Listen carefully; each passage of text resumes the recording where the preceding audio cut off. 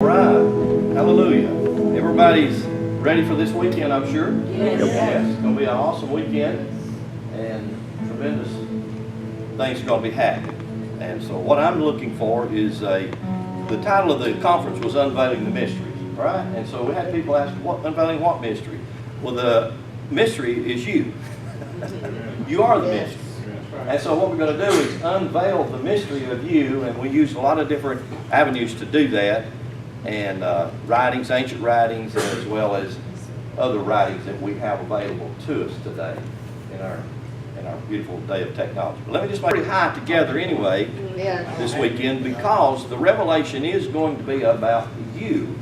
And I say this everywhere, the Bible is not a history book. That's really difficult for the majority of all people. They have a real hard time with that, because then they say, yeah, but what about all the characters? I said, well, the characters are mythological about the organs and the function of God's temple. So it is about the temple of God. You should know that. I think Paul told you that, right? Right? Yeah. Don't you know you are what? Temple of God. Well, so it's about that. The temple, which is the body of God, which you are. So it's going to be about that, and I realize there'll be some things that we will share, Mark, myself, and others will share maybe as we go along this weekend. There'll be things that will maybe cause you to think, and that's good, because that's really what we want to do, is cause you to think. And you know, this phrase right here, can everybody read it? Think outside the box. That's what we want to do, get you out of the box, because the box is what you're in. And the only way that God is in the box is He's in there with you. But His borders and boundaries aren't limited to you and I. So we want to get outside that box and think, learn to think different. We are on the threshold, and you know, that threshold is like this. And we've already leaned forward with that foot beyond it.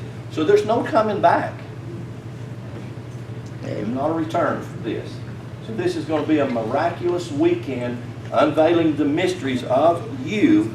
And under that design, I have three words that I want to talk about, or just share with you a little. Mysteries, and the other two just went out. Mystery and miracles. And I can't think of the other one right at the moment, but it'll come to you in just a minute. But I want to show you how to associate those words together.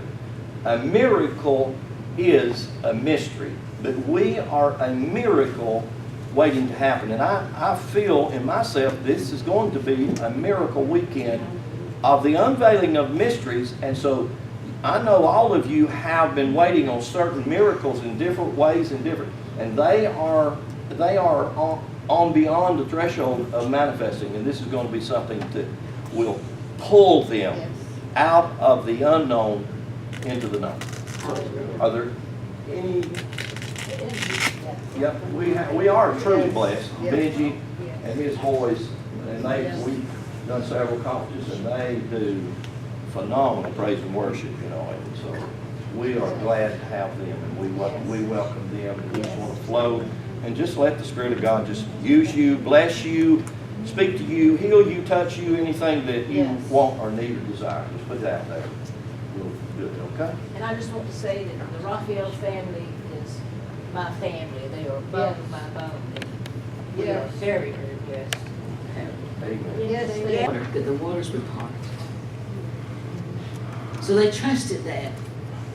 But then it says, when they dipped their foot in the Jordan, the waters parted. God will always meet us on the dip. If we will step forth, total trust. And you know, when you put your foot forward, when you go so far, there's no coming back. Yeah. But He will always meet us on the dip. We can actually trust in Him. That sounds so simple, but it's doing something in me. I've gotten back into Walter Lanyon's books. How many have read Walter Lanyon? Yes. Oh my God, in heaven. It's like I've never read them before, because I'm hearing them at such a deep, different level now. And I meant to bring that book tonight because there was the whole book is precious, but I want you to read something out of it, and I'll bring it tomorrow. But I was just Yes. reminded of that scripture, and I just wanted to encourage you. If you will commit to putting your foot, he will meet you on the dip of your foot every time. Yes. Lynn, you ready? Okay. Wow. Okay. Okay, I want to have you do something to start out with. I want you to just touch yourself, and you can touch yourself anywhere, and just say this with me. Say, I am heaven, and I am earth, and I am ready for my miracle. And the other word I was thinking of a minute ago is a word that's not used in this arena hardly at all, and that's magic. We're going to show you the magic. So now we're going to get into magic. So if you're looking at a miracle, you know that's magic. What we think of now in our society because of dumbing down, we've been dumbed down, and constantly being dumbed down, but what we think of magic is tricks, don't we? If you go in ancient, it's an old word. You don't realize that? It's an ancient, very ancient word, and it deals with the mystery. And it's the mysteries of God. And so what we're going to do, and if you brought a Bible, that's fine. If you didn't, that's fine too. I don't, it doesn't matter that you did or you didn't, but sometimes I say seeing is really believing, or really it's not to believe, it'll open your eyes to things. And so different translations doesn't bother me, that's okay. I will use the King James, since it's the South, you know. We have churches in the South that have KJV only, the marquee. I guess some of you have ever seen those, you know. In other words, if it's not the King James version of the Bible, it's not the Bible. And a lot of the preachers, you know, in the Bible Belt, and the Bible Belt, I guess, is the whole southern district of the country, and we are bathed in the Bible Belt in ignorance, and I don't mean that disrespectfully. I didn't say stupidity. There's a huge difference. Ignorance just simply means that I have ignored some things that may belong to me and I'm not aware of them. And so what I would like to do is take us out of ignorance into light. And that's not a disrespectful thing. I'm just kind of finishing up a series I did for last month or so, and I called Ignorance on Fire. And when I called it Ignorance on Fire, is all you had to do is go to a real hyper-charismatic movement where there's a lot of charisma and a lot of excitement and a lot of energy, and they can fill you full of a lot of BS, and you think it's truth. I call that ignorance on fire. And you can call it anointing because it looks so much like the same thing, and in some respects it is, because there is such a fire in the anointing, and we've all been under the impression of that. I've been under it, and I know we all have, and so no disrespect to me or to you or any of us. We've all experienced a lot of things. But if you have a Bible, you want to look with me in a couple of places, real simple places like Genesis chapter 1 and Genesis chapter 2. Because I want to talk about something about my stick man. He's become kind of a popular thing, and I cultivated this character about, I could say, 25 to 30 years ago, doing a teaching in my home church on the 7 churches in the book of Revelation. But what I did with the 7 churches, I used those 7 churches just like you would use the chakra points, because the word church, ecclesio, which is one Greek word, ek or ex, kleo, actually is not what you and I have been told that it is, which is really a sad situation. We told it was the church, and so what we did was we looked for a building with a steeple over it and a cross on the steeple, stained glass windows or things like that, and called that a church. We didn't realize that it was the place where the center of our being were energy crosses. And if you look at the chakra system, or if you look at the DNA, or you look at the caduceus is a medical emblem that's been around for literally thousands and thousands of years. If you look at all of these things, you'll see this crisscrossing. And that crisscrossing is where the energy points cross. And so that's what the stick man is about. And I cultivated him out of the 7 churches of the book of Revelation when I said, and I taught, the book of Revelations is not about prophetic stuff in the future. That's bull too. Yeah. It's about you. It is about the Son of Man. Ezekiel tells you very clearly that you are the Son of Man. And so we don't recognize that, and many times because of ignorance or just the lack of being informed or the lack of knowing how to either research or read or extract from information that's been given to us. Most of that information has been twisted or tainted, or I'll use a professor's terminology, and he calls it corrupted. So it's hard for you to sit there and hold a King James Bible and someone tell you it's corrupted. But sad to say, that's what's happened. By that I just mean it's been twisted or added to or taken away from, things like that. So just tampered with. Maybe that sounds a little easier. That sounds really hard, corrupt. Because we think of corruption in a different way. Okay. In Hebrew, Barishit, Bara, et Elohim, in et Shamayim, in et Eretz. Now I just quoted Genesis 1 from Hebrew, from the ancient Hebrew text. So I know that you all know that. There's hardly no one that don't know that verse, right? Most everybody knows that verse. But the sad thing is, in knowing it, we don't have a clue what it says. We've been told certain things that it says, that it doesn't say.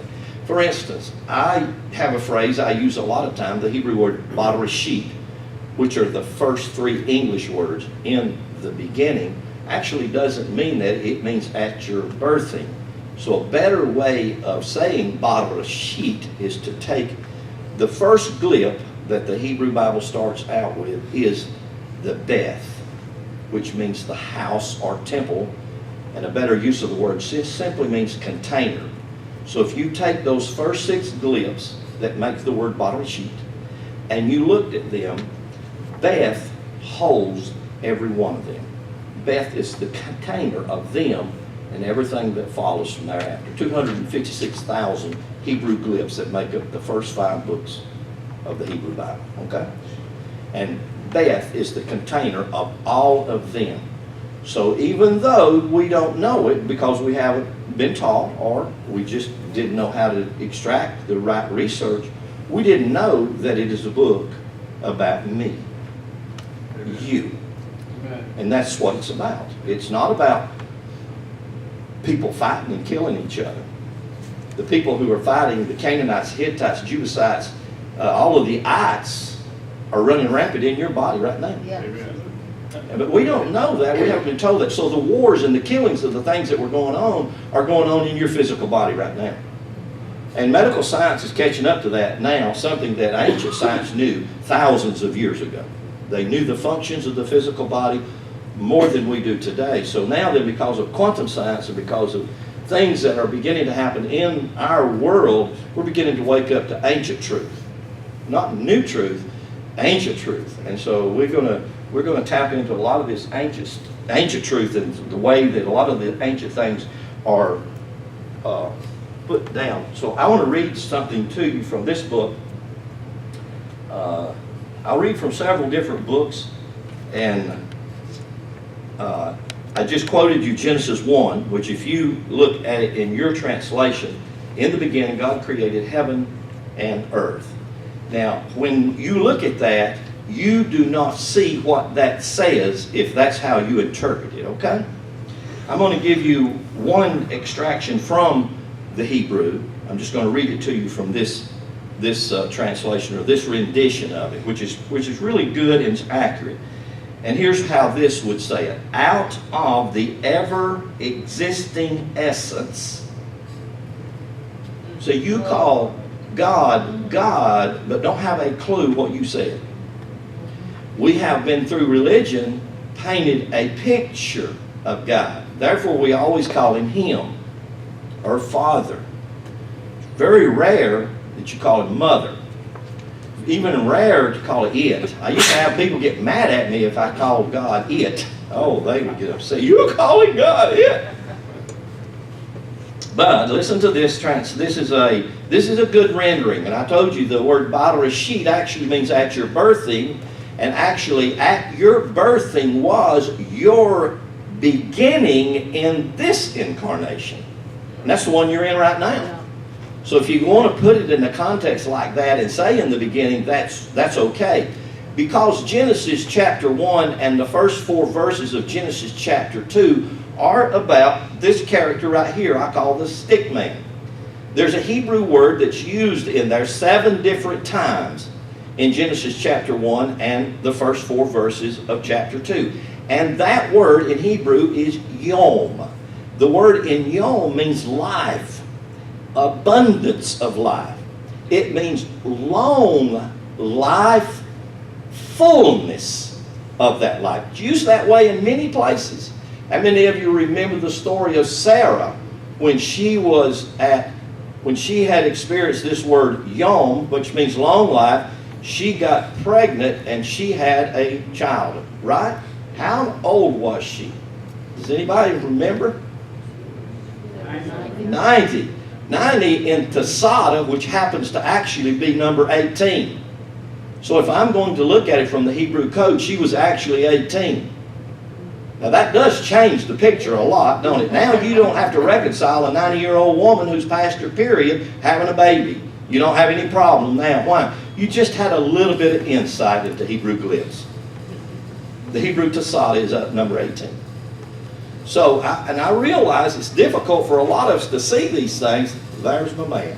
Hey, brother. So I'm going to do some things like that, and I realize that's sort of a ka-ching. You know, you have to stop and think, what did he just say? And so that's really a good reason to have the CDs or the tapes or the videos or whatever. You go back and look at them and read them and read them and read them over and over and over again, because the more you listen to it or the more you hear it. I have people who call me and say, I have listened to that tape 10 times and every time I get something different. I said, I know it's designed that way. I don't know how it works. It just works that way. So out of the ever-existing essence, there's a lot of different names that I want to try to tag into your repertoire of God. Essence would be one of them. I'd call God essence. Yes. I would call God power. I would call God energy. So there are many good terms that I would use outside that phrase, okay? Because if I did like Benji just said, and he throwed a really beautiful little nugget out there, if you got it, when he said Elohim. And the Hebrew word Elohim is plural. It's not any singularity at all about it. There's no way anybody that knows a little bit about Hebrew can say Elohim and make it a plural entity. You can't do it. It's impossible. So it is plural. It does mean plurality. So here he says, out of the ever-existing essence, parentheses, divine, parentheses, or God's, G-O-D-S, shaped the double heaven. Double. I'm going to talk a little about that here in a minute. The upper and the lower heaven, being generally explained as heaven and earth.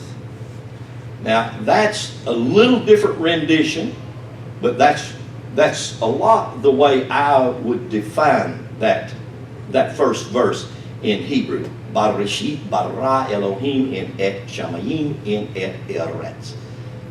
I would define it a lot the same way. But I would come back and I would say some things, and I will, and I'll share some things with you about how I would define it or how I would talk about it. So let me read you something from another character here. I've got so many books that I want to read, and I'll interweave this with the. By the way, that was Madame Blavatsky. I meant to tell you, that was Madame Blavatsky. That's volume 3 of The Secret Doctrine. Okay? Volume 3 of The Secret Doctrine. Used to be hard to get a hold of. Matter of fact, it says on the bottom of this one, and I've had this one for a long time, on the bottom of this one it says, this rare third volume of The Secret Doctrine is virtually impossible to find. Now you can get it anywhere. So this material, thank God, is getting more and more available. Ancient material is becoming more and more predominant. This book was written in 1870-ish, and this was by J. Ralston Skinner. And so I want to share some things with you, and this will probably twist your thoughts and your ideas a little bit. This is about the Garden of Eden. And so I'm going to read just a paragraph here from this particular guy, and then I'm going to extract some things that I think will be beneficial to all of you. Because when you read the Hebrew Bible, you have to begin to learn gematria. You have to begin to learn numbers and study those things so that you can. Numbers don't lie. Numbers always tell you the truth. Having 72 as Adam with a hay on the end of it. So I would call that Adamah, which is translated for ground in Genesis 2:7. It's the word for ground. It hadn't got anything to do with the dirt. But I know you've been told that, but it's not. It's a miracle substance. But anyway, it's where magic comes from. Okay? Then, the Adamah, there is, and here you do numbers, and I'll show you how to do that in just a little bit. There is 72 times 5, or 0.5, and this equals 360. How many of you know what that is? 360? We can do that right here, can't we? I hope these markers show up. I mean, that's not perfect, but that would be close, right? 360? So what would you call that? Circle. Circle, right? 360. So isn't that amazing how that worked? From this word Adamah, doing gematria, just doing the numeric values of this word, that's what you come up with. Okay. Then it says having this, equals 360, or if you drop the 0 of 360, drop the 0, it equals 36. Or the great measuring, or astronomical, or geographical circle. So Retz, which is 6 plus 6, equals 12. So if you do gematria on this, 6 plus 6 equals 12. Well, if you look at the circle complete and divide it into 12 slices, or the 12 pieces of the pie, which all ancient mystery is going to be built, as well as everything in the Bible, on what I'm going to put on this board. Very simple, and yet very complex. And I realize it's difficult many times for us to hear it and see it, because it's either new to us, or we just are not aware of it, we just haven't been taught. So just bear with it and you'll see. 6 plus 6, which equals 12, or the abstract form becomes Adamah, or 144 minus 5, the Adamah 5, which is the value of these particular glyphs, 5-144-5, another or squared form of itself with the factor value of 5 attached. I know you have to be a mathematician to think about some of this, okay? And I realize the difficulty in it, so just bear with me. Let me go ahead and get this out of the way. Now it is said that Elohim took Adam, or man, as a fractional portion from Adamah, the earth, or he took him as 144 from 5-144-5, that is Adamah, man, or 144. Is thus derived, and is the square of 6 plus 6, which equals 12, or is the square of our square 6 times 6, which equals 36 each, and 36 times 4, which equals 144. Just bear with, I'll show you. And 144 times 5 times 0.5 equals 72.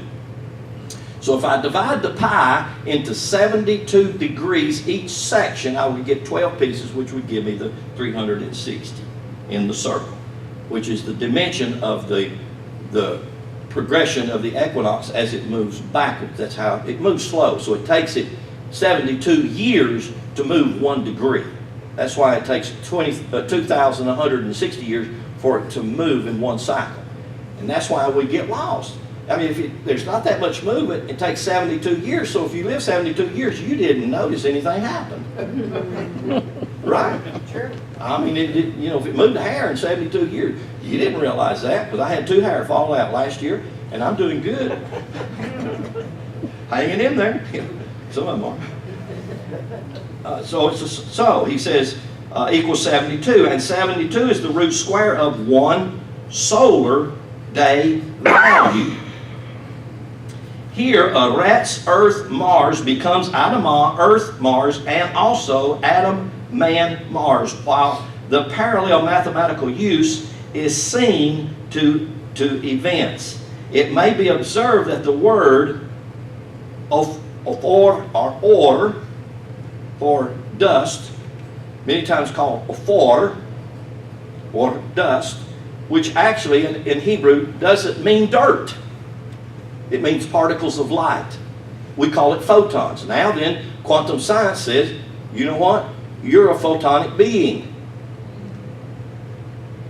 Yes. That means you're a light being. Yes. God is light. Hello, God. Yes. You are light. Weren't you called that? What did Jesus say you were? Jesus said you are the light of the world. Yes. Don't hide it under a bushel. Put it out, right? Okay. It's difficult, isn't it? When I say it the way I said it, it's kind of, yeah, I know you have to think. So when you say afar, dust, translated as dust, you're actually talking about particles of light. So you're a light being. Or rather, broken or fractional parts, the idea of dust being secondary and community condition of the parts of the earth. That'd be enough of him.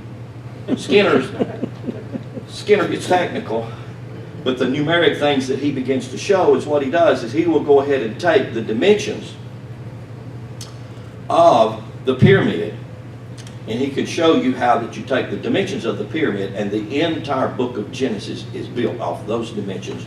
Every story in it, the names, the years, you think it's years that they live. If you're talking about Enoch, how long did Enoch live?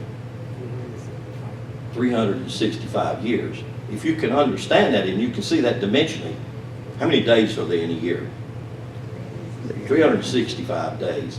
Well, how do you get 365 days out of a circle?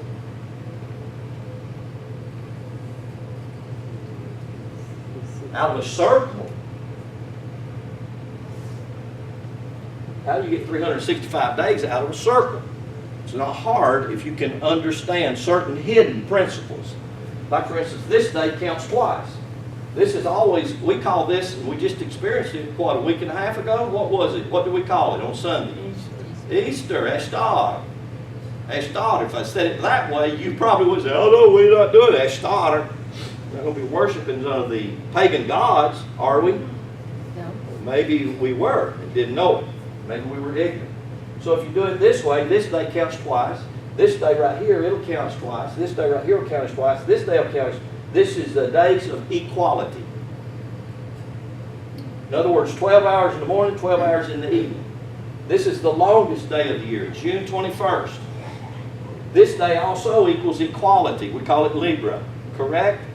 And what they have deceived us and tricked us into believing about this particular time is this is the justice system, right? So what do we call Libra? The scales of justice. Yes. Well, I would like to protest that and say, no, Libra don't represent the scales of justice. Libra represents the pelvic bone of balance.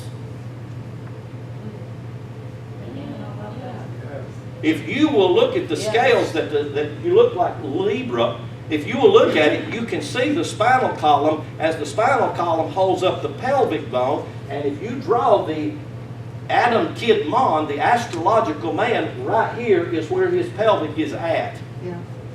And the pelvic is where you learn balance. Justice that we have is not justice, and you know it's not. And if you go by the laws of what you call the Scripture, the laws of justice, they are not just. But if you and I can learn to walk in balance, that means sometimes you may lean a little to the left, which is called tov. Or you could even lean a little to the right, which is called ra.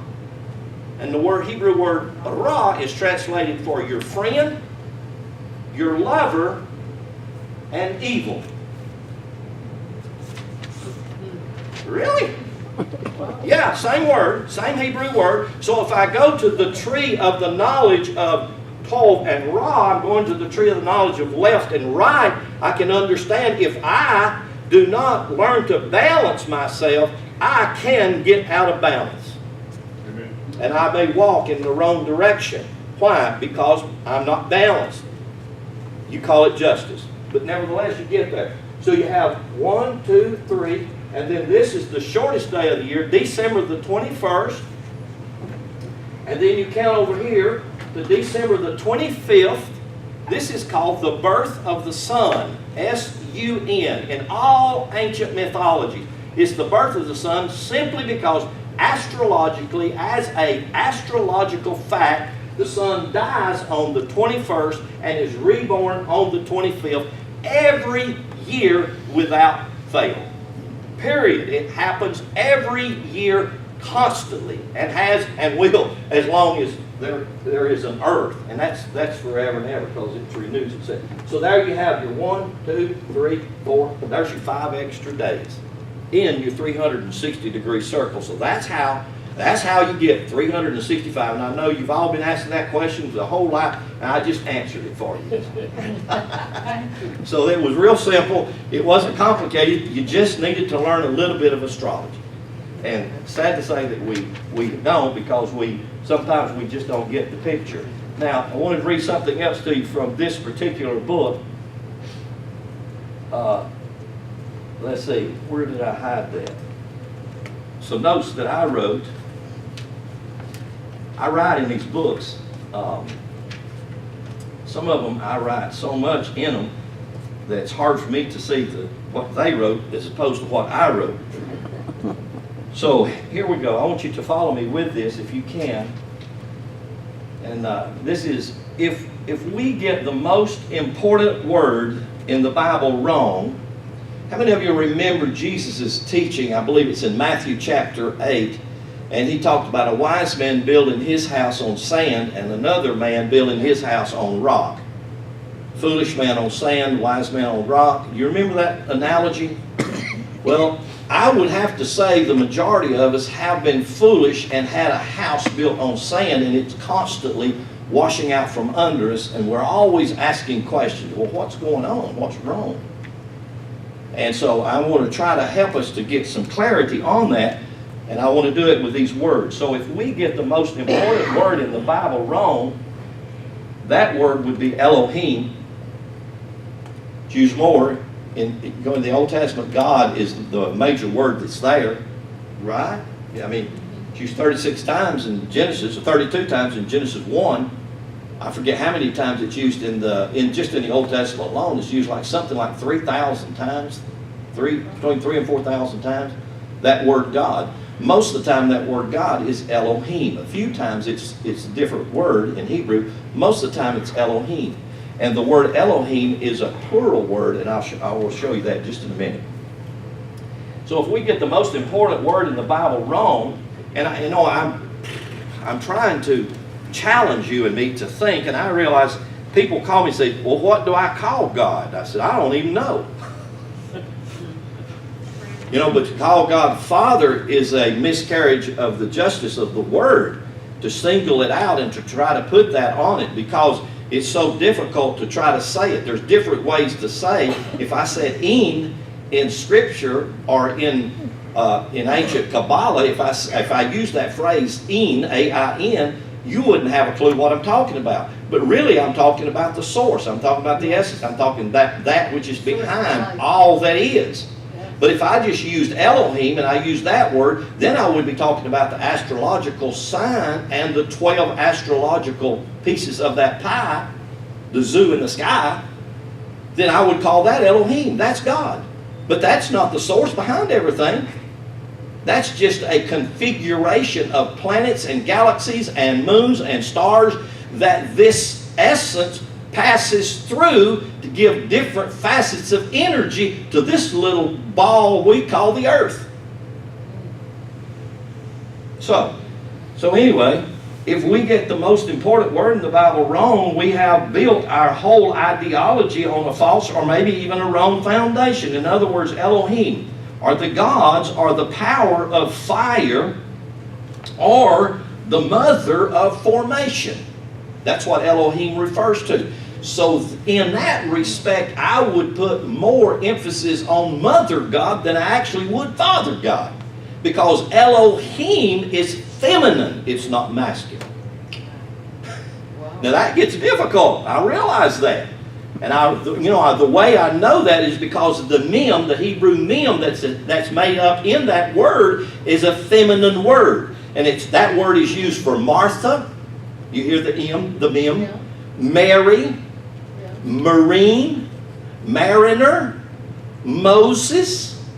All of those words that you see in the Bible are water words, are their mem, glyphs. And when they're water words, they have to do with feminine creativity. They have to do with the ability to create. Does that mean that a man or a person we call masculine doesn't have a feminine aspect of creativity? Not at all. Because when we truly see who we are both male and female. I am Adam and Eve. Yeah. I am Esh and Eshah. And me as Esh is translated as man, and Eshah is translated as woman.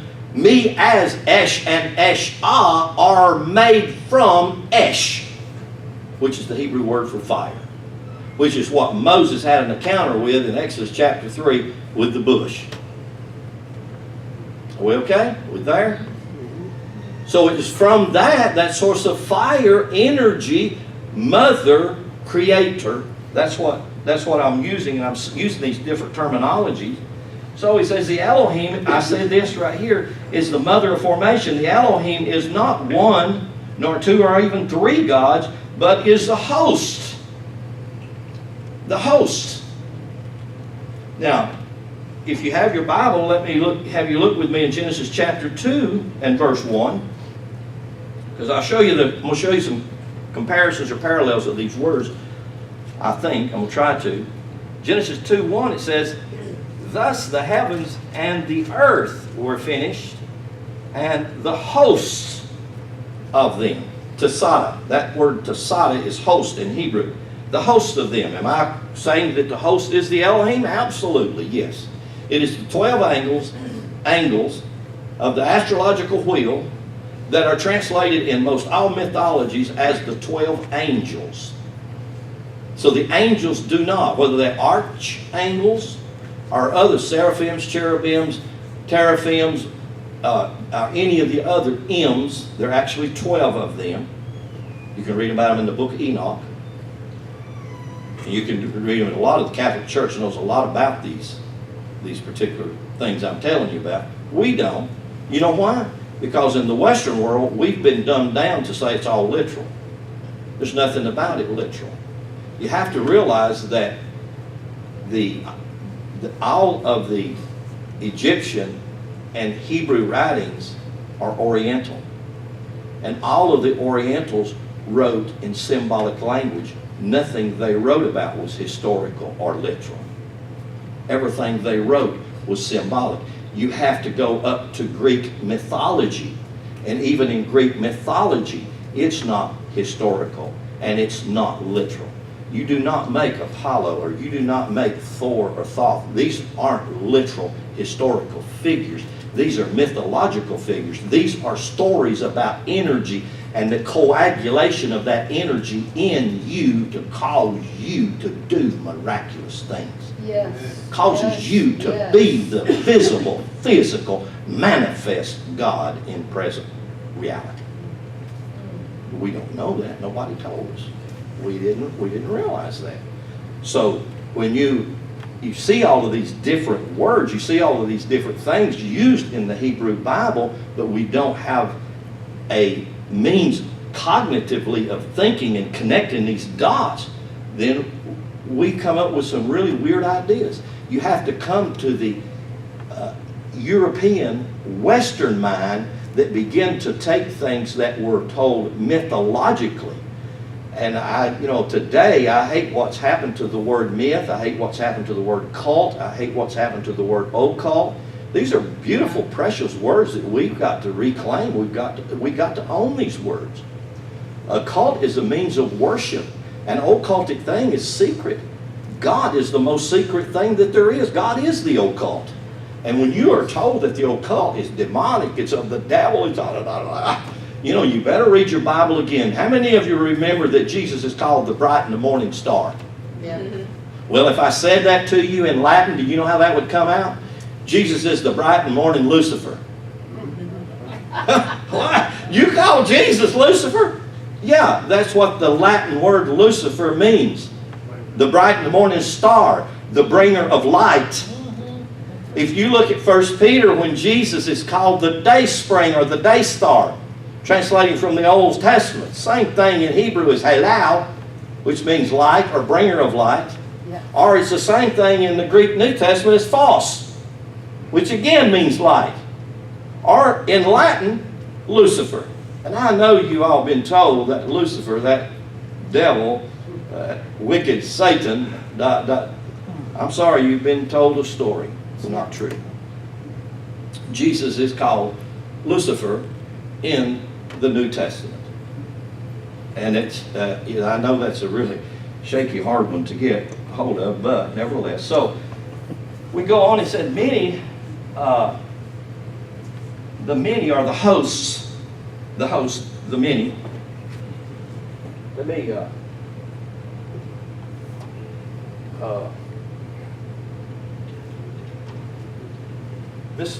the first glib,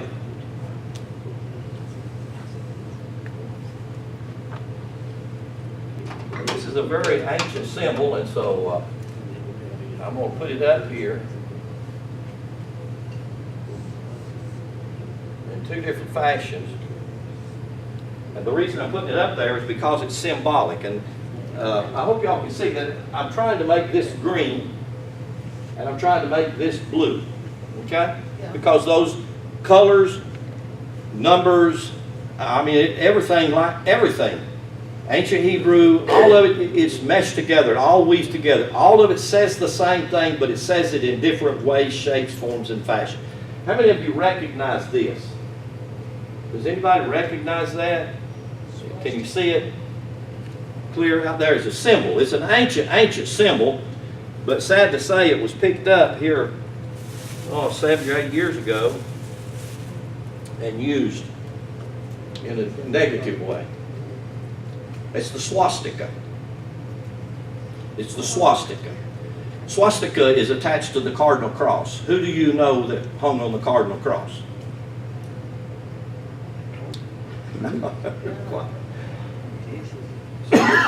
The cardinal cross and the swastika are saying the same thing. They're referring to energy. But when you look at the swastika and you understand the colors, you have the marrying of the earth, which is green, and the marrying of the heavens, which are blue. You have the merging of these two.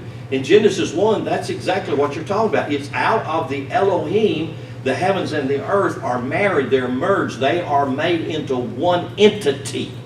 So if I said heaven, immediately you're thinking out in space. But if I said space, that's good, because there's space between you and me. There's space between me and out there. Space is what we use to measure distance and time.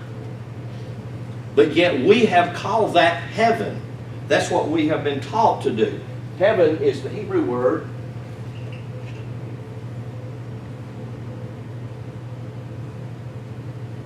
Shemim.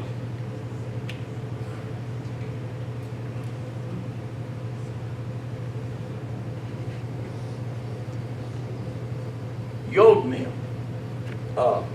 Shemim, Yod-mem.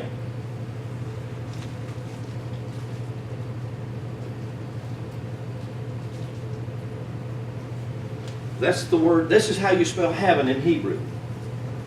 Shemim, Yod-mem. You know, it would be as one word. The reason I divided it in two parts is, you remember, he said from above and from below. You remember that? In Genesis 1, if you look at Genesis 1, verse 7 and 8, you see that there were the waters above and the waters below. You remember that phrase? Okay, the waters above refer to fresh water. You can call it rainwater. That's what it is, rainwater. It's fresh water. It's like your lymph node system in your physical body. You have to have that lymph node system like fresh water or fluid, fresh fluid. Then you have another fluid system in your body called your blood system, which is like salt water. So this is fresh water and this is salt water. These are the waters above and these are the waters below. What happens when you put those waters together and coagulate those waters? You have the structure of a physical body. You have your physical body that's made up of fresh water and salt water, right? Think about that. Yep. So what is heaven? Heaven is a formula of the makeup of the physical body. It's not a place you get to go to. It's not something projected way out there. You are heaven manifested on earth. Then when you come to the Hebrew word earth, aretz, you come up with some many more different beautiful puzzles by just the simple spelling of that Hebrew word. So let me do that. Let me just put it on here and let you chew on this just a little bit. These markers, I'm going to have to get some bigger markers where you can see them. Let me spell it over here on this board right here. In Hebrew, this is the aleph. This is called number 1. And that's glyph is referred to, many people refer to it as the ox. So I would call this the symbol for God. Okay? It would just be the symbol that you and I would refer to as God. So let's just say that we would call number 1 representing God. Okay? Now this is the first glyph. This is the first character in spelling the word earth. Okay? So it starts out in divine essence. It doesn't start out like dirt. It starts out sort of like in a divine essence. And then it goes to this Hebrew glyph. This is called the rash, which is the first glyph in the Hebrew word ruach. Y'all heard that? Ruach. Do y'all know what that word is in Hebrew? Ruach. That's the word for the Spirit. You can call it the Holy Spirit if you want to. Now I want you to look at this glyph. The first characters here, now we're talking, this is earth. The first characters, the only 3 in this word, in this particular word called earth, the first 2 characters have to do with God and they have to do with the Spirit. Now I realize you're not extracting earth out of that, I don't think. What are you extracting out? Your divine essence. Amen. The divine essence. And then the last glyph that we have in this particular word, aretz, is the tesada, final tesada, and which is a value of 900. And this word right here has to do with, get this, this becomes extremely powerful when you see the glyphs and you begin to understand the value of the 900 comes from the value of 9. The value of 9 just simply means feminine energy. When you carry it with the 3 digits, 900, now it has the divine essence of feminine energy. So this particular word, earth, is phenomenal when you start to see it, and it ain't got nothing to do with the dirt. So in the very first sentence of Genesis 1:1, here we are talking about how that this essence, this power, this creativity, this fire, this, we call it God, how this has materialized itself as you. In the first word, first sentence. Now, to me, that's phenomenal. It's going back to, now if I begin to build my house, I begin to build my life on this kind of an ideology, do you think it would alter my life? Oh, yeah. Tremendously. It'll change your life. You know what? You'll begin to realize that you're not worth less, you're priceless. Because you can't even imagine your value. Your value to be a part of this and to go from this place with the creative energy that God is will change your world and manifest your miracle and bring to pass those very things that you think are way out there. Amen. Amen. You forget who you was. Absolutely. You don't give a flip about who you was. I'm talking about who you are and who you always have been. That's right. Yes. See, you have always been told that you were a dirt, you're a worm. I'm just a lowly sinner. And we have had that hammered down our throats for several hundred years in gross error. But you can go back. You don't have to go back far. You can go back 150 years, 200 years, and the ideologies that they had were built on the ancient Egyptian Hebrew concepts. They were married. They were merged. Let me read you a passage of Scripture that I know that most of us, we didn't realize was in the Bible, or if it was, we thought, it's got to be, can't be right. Let's see if I can pull it up here for you. I used to have this book memorized, and I've forgotten some of it.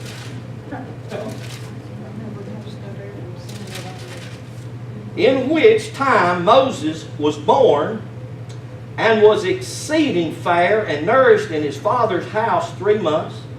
And when he was cast out, Pharaoh's daughter took him up and nourished him for her own. Moses was learned in all of the wisdom of Egypt. The basis of his knowledge was Egyptian. If you take the first 5 books of the Bible, folks, I'm sorry to tell you, the base of them and the root of them is in Egypt. They're rooted in Egyptology. Yes. They are rooted in the ancient understandings of the Orient, that everything was based off symbols. So when I write these symbols up here, these symbols represent the energy that God, source, essence is. These are not literal. These are not historical. It hadn't got anything to do with literal characters and a historical event that happened to them. And it don't happen to you now. Every one of you has said, well, I wonder why God don't do what He did then. You know why? Because you won't let Him, because of the garbage. I'm trying not to say bad words. I'm doing my best. Because I have been known to sometimes say, well, he shouldn't have never said that, and I agree with him. I really shouldn't have did, but I did. You know what, he can't, it slips out. It's just like spit. Once you get on the front row and you get spit on, you done been anointed. Now listen to this. Moses was learning all of the wisdom of the Egyptians, and he was mighty in word and speech. And you know what they told you? He stuttered, so he needed Aaron to talk for him. I'm reading right out of your King James Bible. Mighty in word and speech. Now, who do you think Moses represents? You. What does this name mean? What does the Hebrew name Moshe? It means to be drawn up out of water. Look at this. Sheen Mem. This is a water word. Has a 400 value. It's the word that we get feminine names from, like Mary, Martha, Magdalene, Mariner, Marine. Water. Yod Mem. This is the final mem. This has a value of 600. 6 is the number of man. So this is man with the divine essence about him. This is man with the fire of the energy that God is. Now I want you to see that this is called heaven. You have always projected heaven out there. You've never looked in the mirror and said, well, hello, heaven. Yeah. How you been doing? Not so good. You need to check with your arrests. Your earth. Yeah. Because when you check in with your earth and you begin to realize that your earth is made of the divine essence that all that God is, Yes. and is here as the feminine energy to manifest your world and bring it into pass. Oh, yes. Yes. I don't know about you, that's nearly running good. That's, y'all can go ahead and be Pentecostal. Somebody can jump up and shout and run. Right? Come on. Hallelujah. I want to read you a little note I wrote yesterday. Just some time of just prodding and thinking. We should never fear the world of the unseen. Now, when I'm talking about Oriental, I'm talking about Egyptian, I'm talking about Hebrew, I'm talking about these ancient cultures. Yes, I'm talking about Hindu in its pure sense. I'm not talking about the corruption that we see in our world today. I'm talking about in its pure sense. When I'm talking about Buddhism, I'm talking about in its pure sense. You know, if y'all would just expand your mind a little bit, read the Tao Te Ching, read some other outside your box information, you realize, wow, the entire book of Proverbs is built on the Tao Te Ching. You didn't realize that. I know you did. And I remember years ago when I was actually doing seminary studies with Dave, and Phil with so many questions, asked him so many questions, finally he said, "Talk forward, you asked too many questions." I said, well, inquiring minds just want to know. Because I didn't understand all this religious stuff. It didn't make sense to me. And he said, well, you got to take it literal everywhere you can take it literal. And the rest of the time it's symbolic. And I said, well, doesn't that mean that anybody that wants to can take it literal anywhere they want to, in any place they want to, and say it's symbolic anywhere else? Well, yeah. I said, well, that's a lot of confusion, ain't it?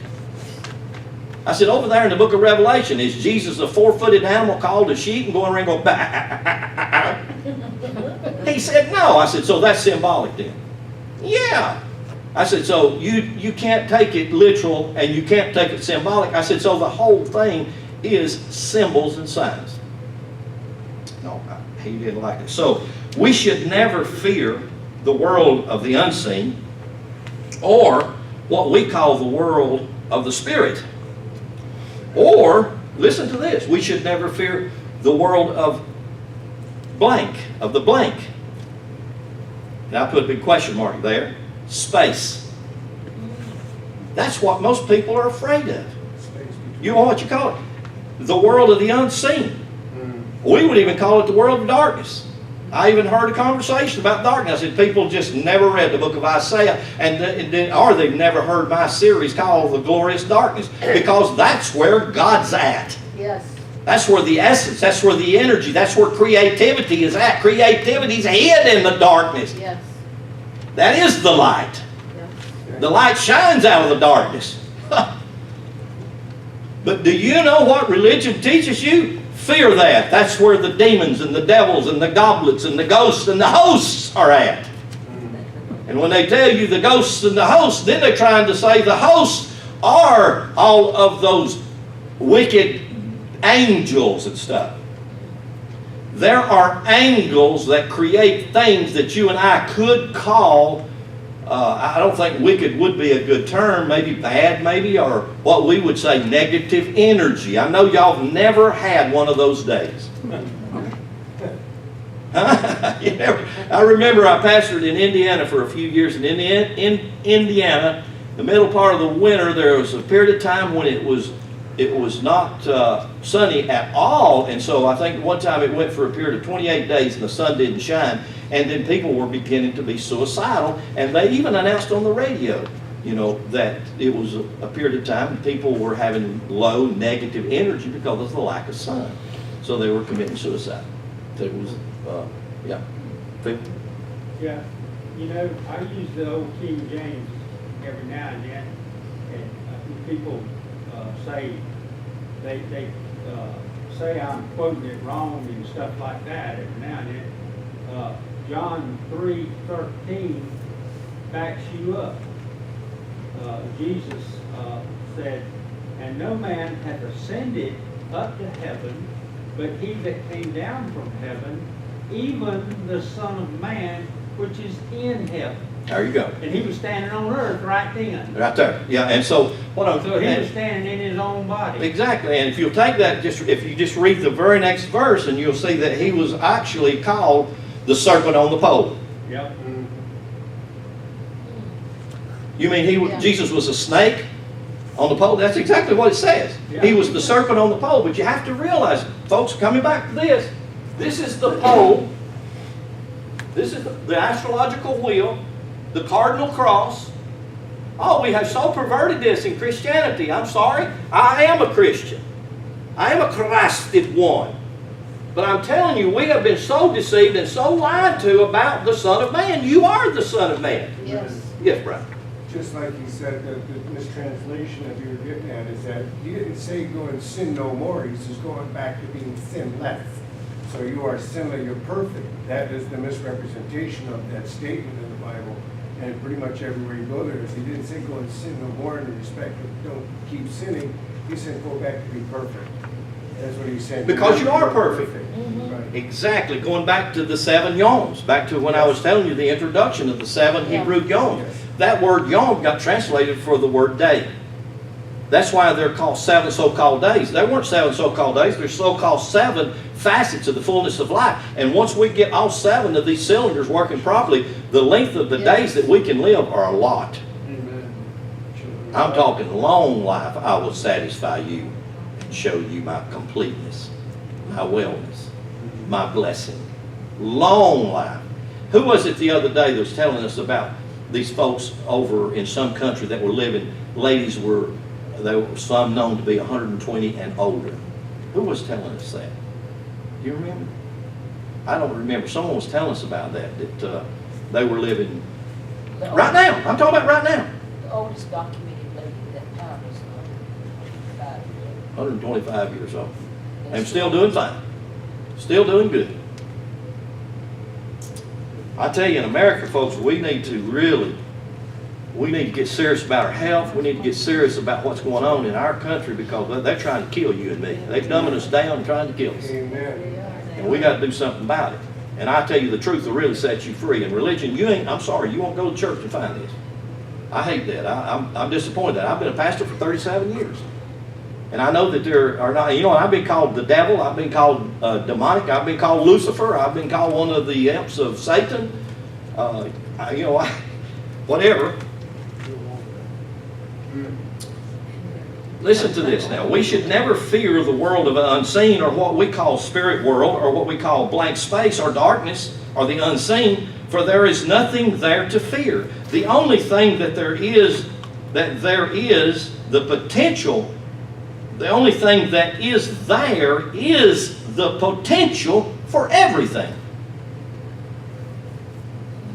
Out of what you don't know, most of the time, when you're in darkness and you don't know, many times we draw out of that fear, and fear hath torment, and torment throws your body completely out of kilter, and then it begins to cause your blood system, and it can cause your lymph node system to not function properly the way they're designed to function, and then in your blood system begin to be Canaanites and Hittites and Jebusites, and they do all kinds of crazy stuff. Stress you out. Make you sick. And there's war going on inside your body. So the only thing that is there in that realm is the potential for everything. And I put everything in capital letters because everything. In other words, you can create your own chaos, and most of the time you do. The world of the unseen is the domain of creativity, or it's the divine essence, or the unseen energy waiting on you and me to pull on it. And when you pull on that energy is not biased as to what you create with it. Help us to hear that. It is not biased. If you want to create a lot of hell, you can do it. And we do, and we have. And that energy will assist you and give you a belly full of it. It's called And we've unconditional done it. love. I'm sorry? Unconditional love. That's exactly right, Kirby. Unconditional love. Loves you, period. Maybe it's saying, you really don't want that, but here you go. I'll give you a belly full. Just waiting on you and me to pull on it. And my analogy here, and I'm using that word pull on it just exactly like a baby. When a baby is hungry, immediately he begins to draw. He does this intuitively, and immediately the milk in the mother's breast begins to release itself, and it's ready to turn loose. Why? That baby's pulling on it. That's how you and me are with the essence of energy. And that energy is there to feed you, to manifest in you and through you whatever you're desiring to manifest. Check up what you're manifesting. The world of the seen. Now, let me give you another story. The world of the seen is the world of tricks, deceit, manipulation. Boy, we're seeing it now all the time. Yeah. That's the material, the manifest world. The material in the manifest world is the tricky one. It's the one that'll deceive you. It's a sleight of hand. It's the one that you really need to watch out for, but not be afraid of. It's the Hamites. Yeah. Yeah. It's the world of tricks and deceits and manipulation. Yep. The religious world has mastered the use of it.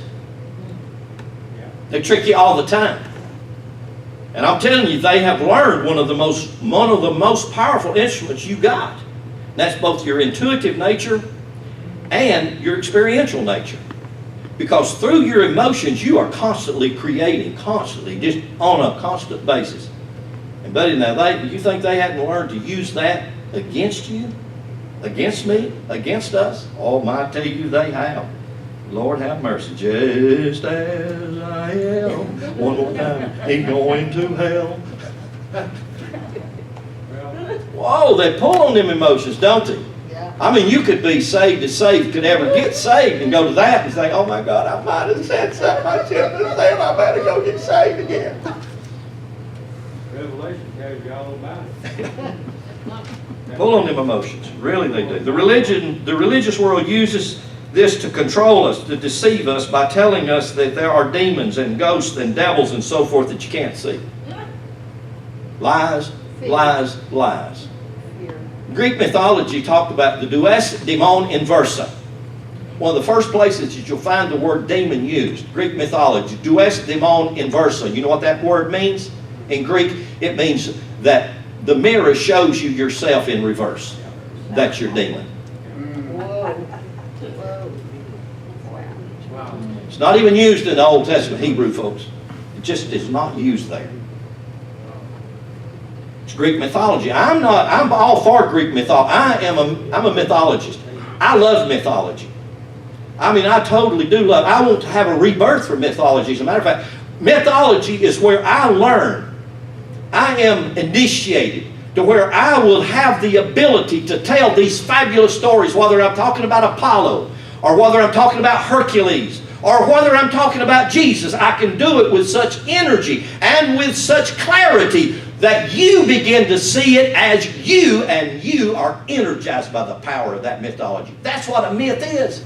It's to energize you and connect you with the real you.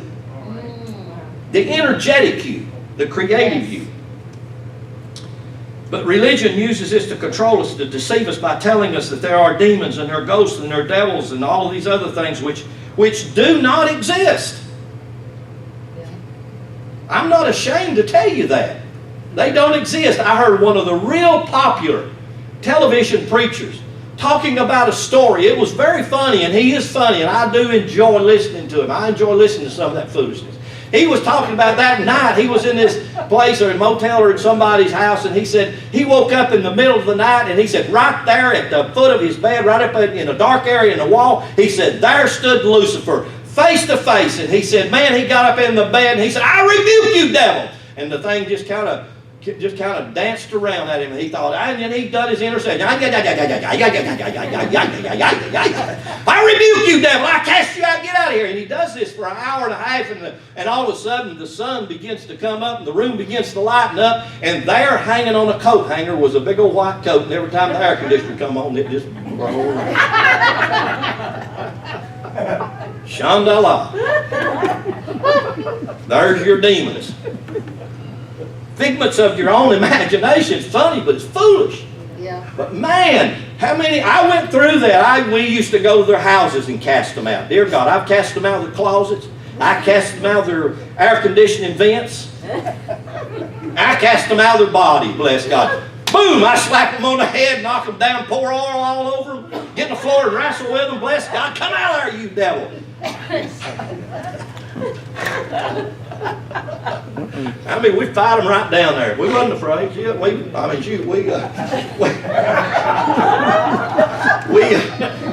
pardon me, that wasn't me, that was bleak. We did that in the world. I mean, you know, wrestle that rascal down there. Get the better upper hand. Anyway. Oh, well, it's your turn, Mark.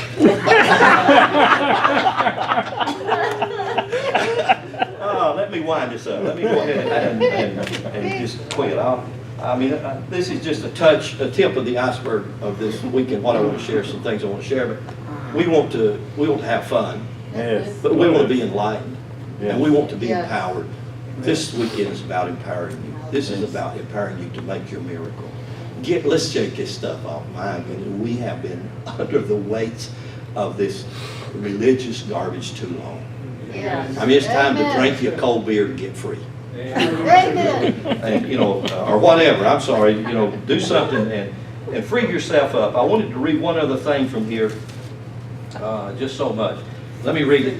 Let me read it from this book.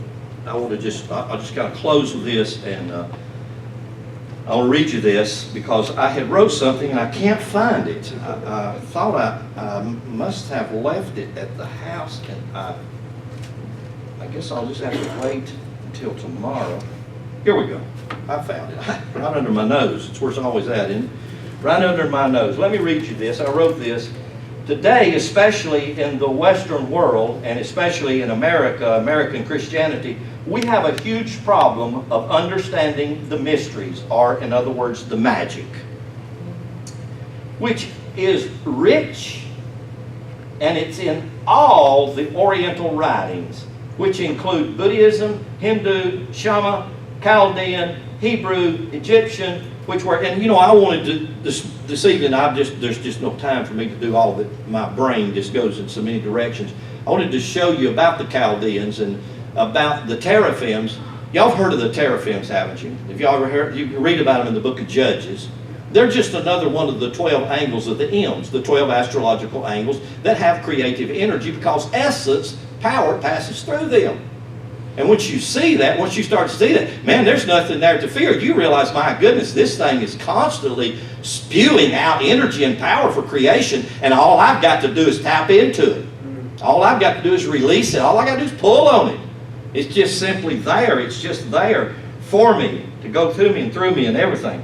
So all of these that I just mentioned, ancient cultures, all of them wrote in symbols. All of them. Symbols. You can go there to this very day. You can go to Egypt and see the symbols that have been there. Some say as many as 56,000 years without doubt. Carved in stone. I can show you the cardinal cross. I can show you the swastika, which is a very, very important symbol once we understand it. We need to reclaim this stuff. We have allowed people who had intents to deceive, we have allowed them to deceive us.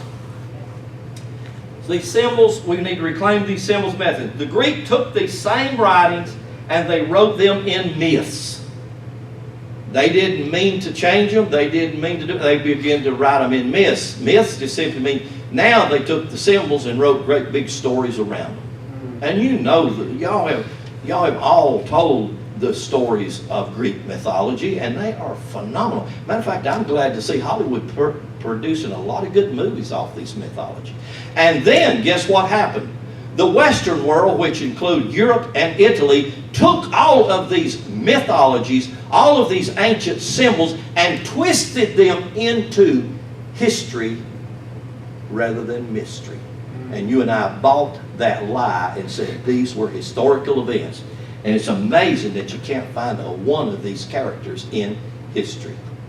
That should tell you something. You know, they're constantly, and I realize that I hear people sometimes in the background on my CD list. I hear somebody listening. I say, "Oh, it's not true. I saw on the History Channel yesterday, last week, Sunday night, bless God, they showed they found the Noah's Ark up there on the edge of that mountain. They really know they got it. They ain't never gonna find it because it ain't there. You are the ark." All right. What does Noah mean? What is Noah all about? Noah is about the grace of God. Look at his life.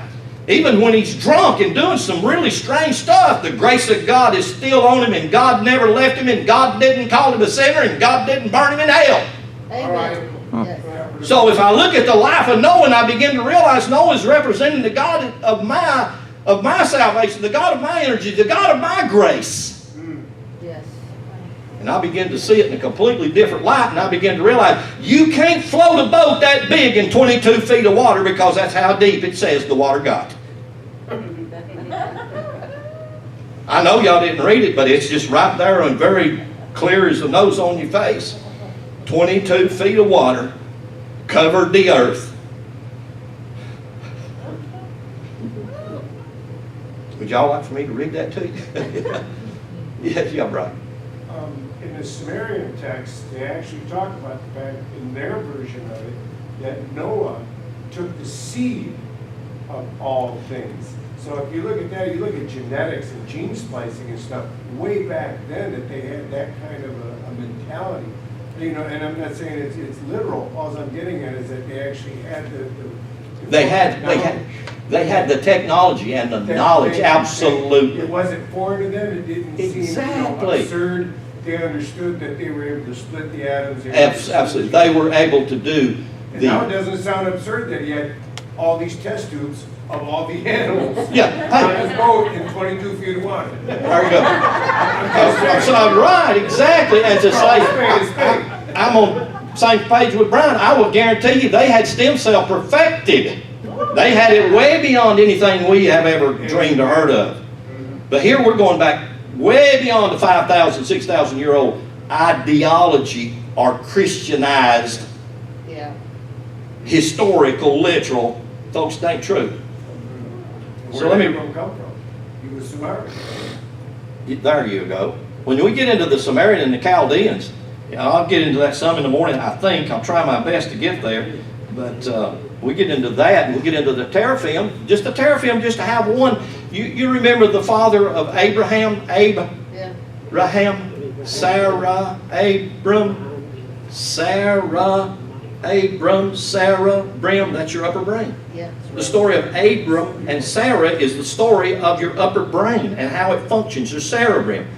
The story of the wandering of the children of Israel, or the story of the ox or the bull-headed, said you're stubborn and bull-headed, is your Sarah bull-headed.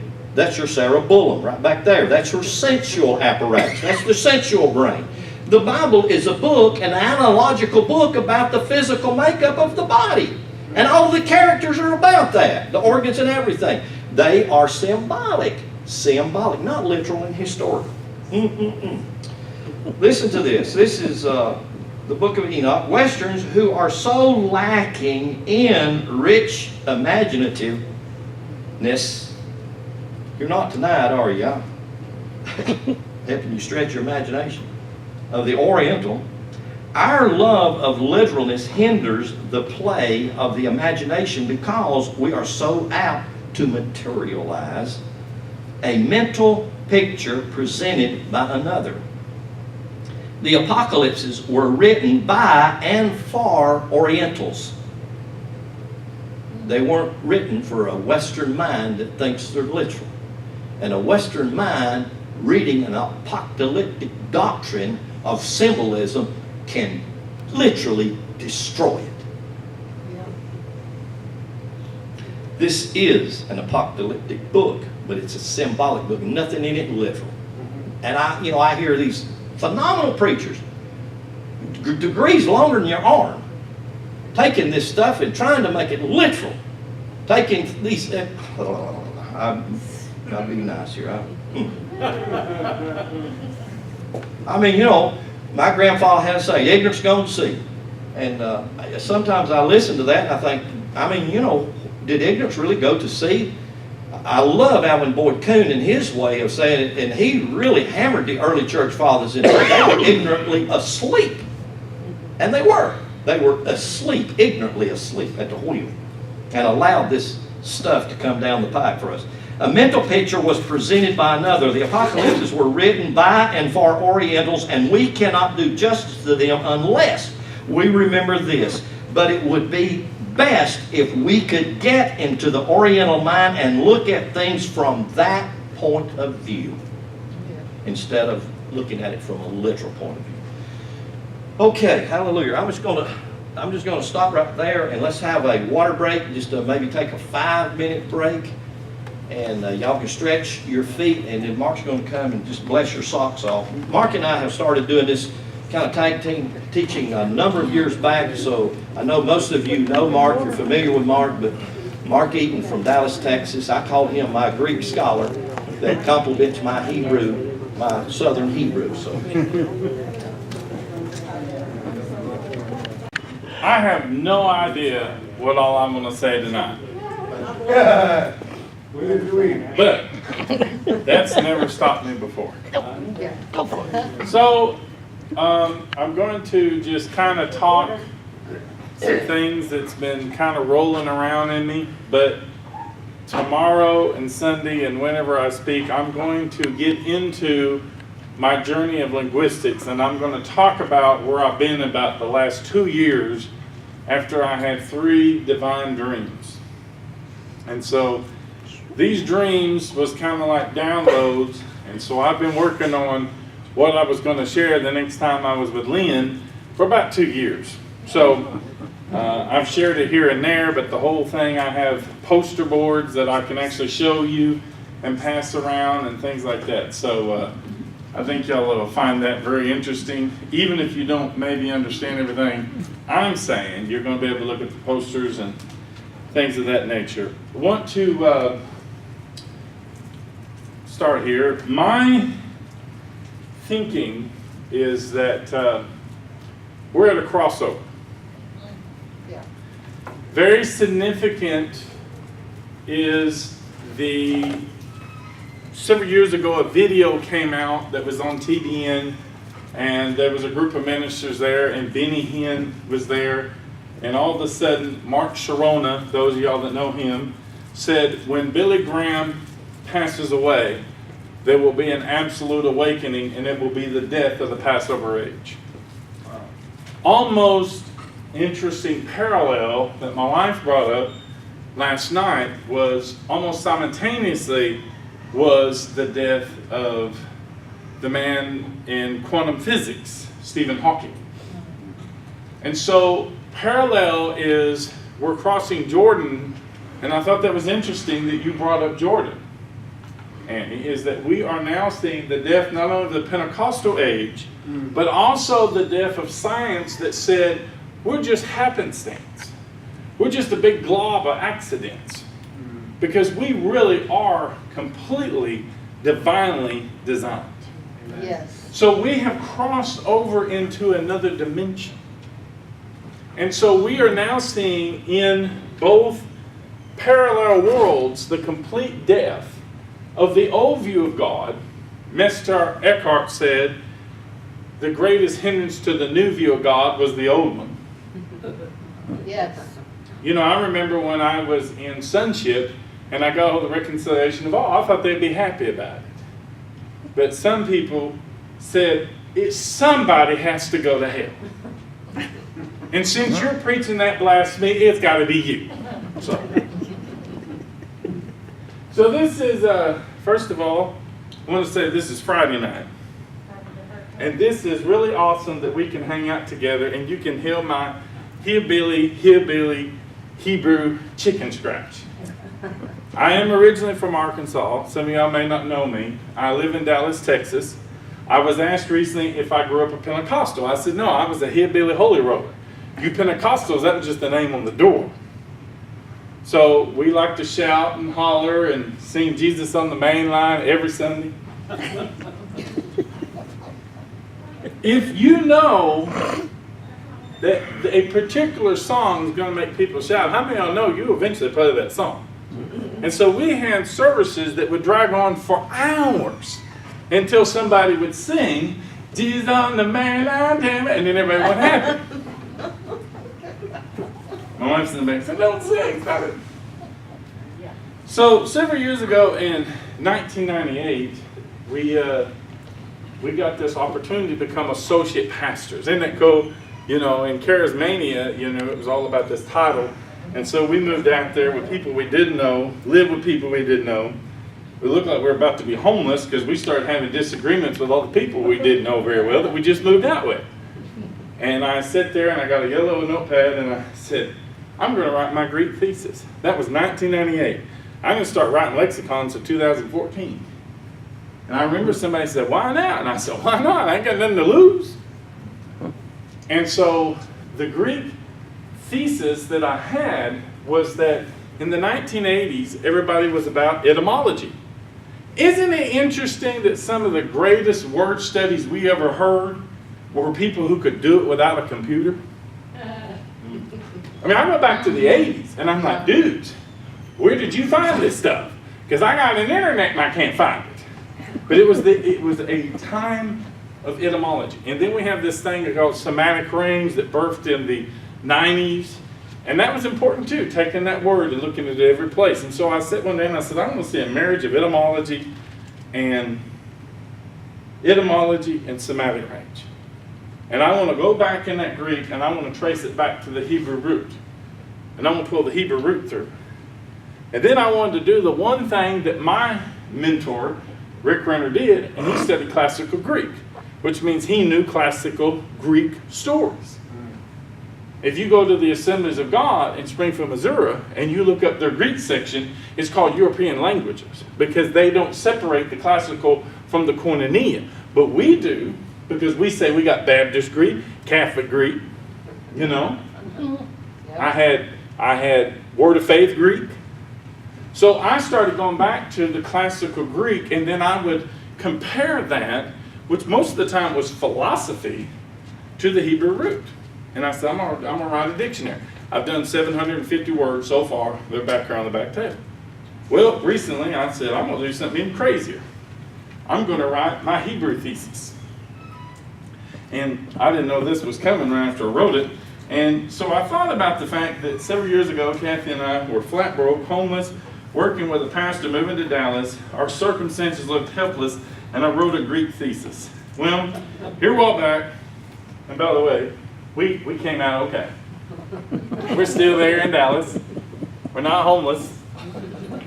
But here recently, I had this thing of my job. I had to transfer. They start cutting me down to 45 hours a week, and I'm used to 55 to 60. And so all the pressure was on. They were trying to go faster and faster. And I thought, in the midst of all this turmoil, why don't I write my Hebrew thesis? And so I started working on it. And I'm going to share some of that this weekend. So I started meditating on the fact that when I was in Brunswick last, I actually ministered a message about idea, paradox, and concept. You are the living expression. You are God's idea manifested. Yes. And if you embrace that, if you drink that, if you taste that, it becomes a living expression. Our problem is our concept of what we think we are and what we think God is. I grew up Pentecostal. God was schizophrenic. Because he was real happy until this thing called the Holy Spirit, who was real moody, got mad or wroth, and then all of a sudden we're supposed to almost fall dead. I said, please don't come. Come, Holy Spirit. The only verse I knew is he struck people dead. I said, don't go. Stay back. And they called him the Holy Ghost, not the Holy Spirit, so I was even more scared of him. So then we have this thing in the middle called paradox, or as Lynn says, conundrum. I don't know how to spell that, so I don't know that. By the way, my wife, I have mastered now Greek, Hebrew, and I'm mastering Aramaic, particularly Chaldean and Syrian Aramaic. But my wife has got me for next Christmas hooked on phonics for English. And she's about gave up.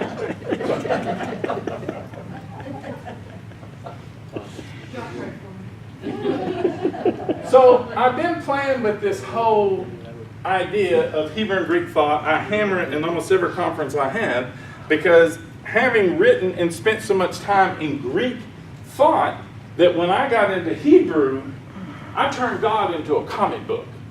I remember when I read the book, Piercing the Darkness and This Present Darkness.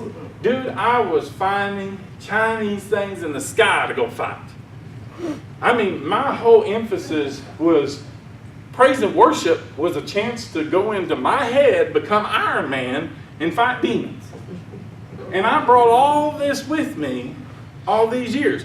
Sure, I got rid of the terminology, but I was still in the box. And it's amazing to me how we keep recreating demonic symbols and just changing terminology. Because fear, phobias, people have always got to hammer on the fear. And one of the things that I do in meditation constantly is I say, have I begin in any way to fear? If I've stepped out of fear, I've stepped out of the awareness of love. Yeah. So that's something I do in meditation. But as I began to look at this, I hammered so much Hebrew and Greek thought, and I could talk about that for hours. I began to hear about this term called abstract concrete. And what was really interesting is that I started looking at websites, and I realized these jokers would switch these two. They would say, oh, Hebrew is concrete. Some people would say abstract is Greek. And they were reversing them. And I began to think about this whole idea of what we call abstract, because most of the time when we talk about abstract, we talk about something that is symbolic, right? I remember E.W. Kenyon said in his book, 1984, this Orientalist Hebrew I said, what was that? And I went to the very people that told me they knew what they were talking about. I said, give me Oriental Hebrew. They thought I was crazy. I said, well, Kenyon knew about it. What's Oriental Hebrew? And I've been looking ever since. I found a lot about it. So in this whole concept of abstract, we have metaphysical, which is attached to Hebrew, and you have concrete. But if you go to some of these websites, they reverse them. Now, why do they reverse them? Because they're trying to say that the Hebrew is more concrete. So I started studying these terms, and I realized something. We are all in the midst of being purified. Zephaniah 3:9 says, you will come to a pure language. I didn't say that. God said it. So we are coming to a pure Hebrew as these codes explode. And this is the thing, the last time I talked to Lynn, this is one of the things that I want to talk about. We have got to, in America, move from word study to code study. Now, what I do in Greek, which I'm fixing to do, is definitely word study. Because you not only got to study the word, you got to study the philosophy behind the word. I never forget growing up hearing so much philosophy from preachers who told me, don't study philosophy. Oh, renew the mind, but don't read about the mind. So I would go to the library and I would read everything. Because I knew they had lied to me so much. And I found all this stuff that years later I went back to because I was too scared that the devil was getting a hold of it. So, thank God for books and libraries. So when I began to move into Greek study, which I'm fixing to do, but when you move into Hebrew, you are no longer studying a word, you are studying a code. And people don't get that because we still have this mentality of word studies, but the Hebrew language is not a word and a language.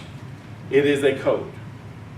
And I have spent the last few years of my life seeing how wonderful, how marvelous this code is, and how the fact that we have only woken up to a little bit of it, but what we have found is that people that are outside of the church find this fascinating, and we can't cram it down the religious people, even if we used a big shovel. But we are crossing over into another dimension, which means just as we have moved out of our old language, we are now having a pure language being birthed. And I'm not talking about just linguistics, I'm talking about even out of children. The other day, I wrote this symbol. I was at a Pentecostal church, which is a part of my upbringing. Don't laugh at my Alif, Lynn. No, I'm just kidding.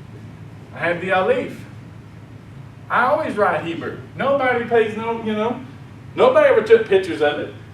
And so I said, here's polio, which Lynn referred to as an ox. That's polio. When I wrote this on here, children that were 12 years old and up went up and got their iPads and phone and took a picture of that. That's the symbol of an ox. And so I was asked afterward if we could build Hebrew word puzzles based on Paleo Hebrew. These young children are drawn to these glyphs. Even more so, I was in a place where I was teaching from an archaeology rock, which is half Sanskrit and half Hebrew, and a child walks over to me who was around 13, 14 years old, and she said, I got to show you something. I said, what? She said, I've been in prayer, and I've been getting the same symbols written in my notebook for 2 years. Now, that really made me feel like I knew a lot. She getting a download. I've been working on this thing for 25 years. It's because there's a different energy in these children. And they're not going to put up with all these filters that we've told them, which is nothing but concepts. Or us trying to get some concrete view. And the thing is, I don't live in abstract and I don't live in concrete, I live in paradox. People ask me all the time, are you Trinitarian? Yes and no. I live in paradox. And I tell you, I have met people very much in this room who are very metaphysical in Hebrew. But I've met people in Greek who are either Gnostics or they're trying to cram their belief system down everybody's throat. And they're teaching Greek philosophy but think they're teaching Pentecostalism because they're obsessed with the physical body and its beauty, not who designed it. That's why in the Pentecostal movement, it was all obsessed on how you looked. We absolutely covered up a design of God that is a humanly complete, beautiful design. And we told those Pentecostals, but your body is nothing but evil. That came right out of Greek philosophy. We didn't know it because we didn't study. If you took, commenting on what you said about time and space, if you took, a book years ago was written by Michael Tabor called The Holographic Universe. And I mentioned Stephen Hawking and this other guy. They have a book called The Black Hole Wars. And they have figured out if you go, Stephen Hawking said if you went into a black hole, you would lose time and space. And it would be completely lost. This other guy, who was a Jewish professor, said, no, you won't lose it. It'd be in another dimension. That's what I agree with. But we don't really know what space is. But as far as time, when you go to an anesthesiologist and you have surgery and you come out of the surgery, what do you say? Hey, when am I going in? Oh, they're done with you. They took it all out. You're done. What? Where'd your view of time go? You lost total consciousness of time. If we could tap into that, we could reverse time. And you do it every time you go in surgery. There's a part of us. The brain is only a hologram of your mind. Sila. That's your word. Amen. So we don't even realize the untapped library we can have access. I did not get what I'm going to share this weekend out of books. I got it out of a dream and thought I had too much pizza. I said, well, we ain't doing Pizza Hut again because that was really crazy. So we did Domino's and it got worse. He mentioned the word. You should try condom. I always, when I travel, go to Godfathers. I dream of, you know. Yeah. We have this word, mysterion, translated in the Greek New Testament as the word mystery. It comes from the root muo, which is not even, by the way, in your Greek New Testament. That's classical Greek, which means to shut the mouth. It meant to be initiated into the secrets, and to, not that you shut your mouth because you don't want no one to know, but you were initiated into the secrets that were for you. That's the first step to all of what we're talking about. But what's the second unveiling of the mysteries? It's this word, empanano. You know what? If you look up a Strong's, I got this from Ron Oja, and you look up the Strong's for 2014, it's that Greek word. That is the word that we get the English word epiphany. You can trace this word and this word to this Hebrew word, yair, and you know what yair means? Not only is it meant mistranslated fear, it can be translated reverence, but if you go over to the paleoglyphs, it means to flow from the gut. So, this word here, epi, that means higher dimension to plan on, to shine the light, and this, both of these words come from this Greek word, phos, which means to hit and manifest to the eyes. The ayin. And this word here is where we get the English word photons, which is dimensions of light. So this here is a cluster of words. This is word that's used in the Greek when it says, "and the great and terrible day of the Lord." It wasn't talking about bad stuff coming and Transformers and all that stuff, Hollywood. It's talking about a great dimension of light that will flow from the gut, Yair. That's good. So there you got to do the Hebrew Greek words. Well, then we're coming now into this, apocalypto, which is the full disclosure of everything. Now, do you know where we get this word ephano? We get this from Greek mythology. That's the only information we know. If you don't study classical Greek and you don't study this word, you have no idea what these words are, and these are the Greek words that are attached to the full disclosure. lines of what you're saying. The bastardization of the written word in the Bible was really obscured when it went from Hebrew to Greek, and then what they do, the Latin Yes. came in. And if you look at the hybridation of it in any grammatical sense, when you hybrid a Greek word and a Latin word, you negate one or the other essence of the word. So you literally, they purposely false taught us certain things and translated in that way to obscure the actual meanings of the original intent of the Exactly. word. And the thing is that although it was never lost, because the Vatican's had it the whole time, Thank you. Yes. but it was lost to us. Thank that And exactly. the Greek world took over and gave us a philosophical way of viewing things. And so without these precise definitions, everything became obscure.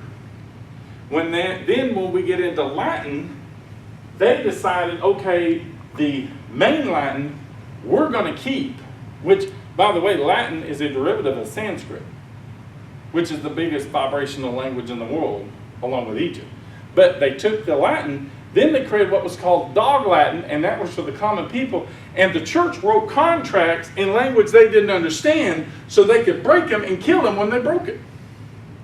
So all of our different ideas we have has come to this place in the European Western world where we now read these stories and we read these concepts in them because we have been so trained to think so. And I tell people this and they think, okay, because you've mastered it. No, I have to catch myself.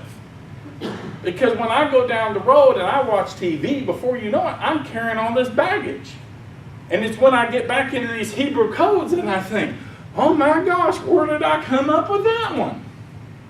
So we are moving from this philosophical, there's nothing wrong with philosophy if it's in its proper place, but we are moving from this philosophical Latin concept into that original intent of the ancient Hebrew, which will unlock every language of the world. Because you can go back and trace this, your history, and here's the problem.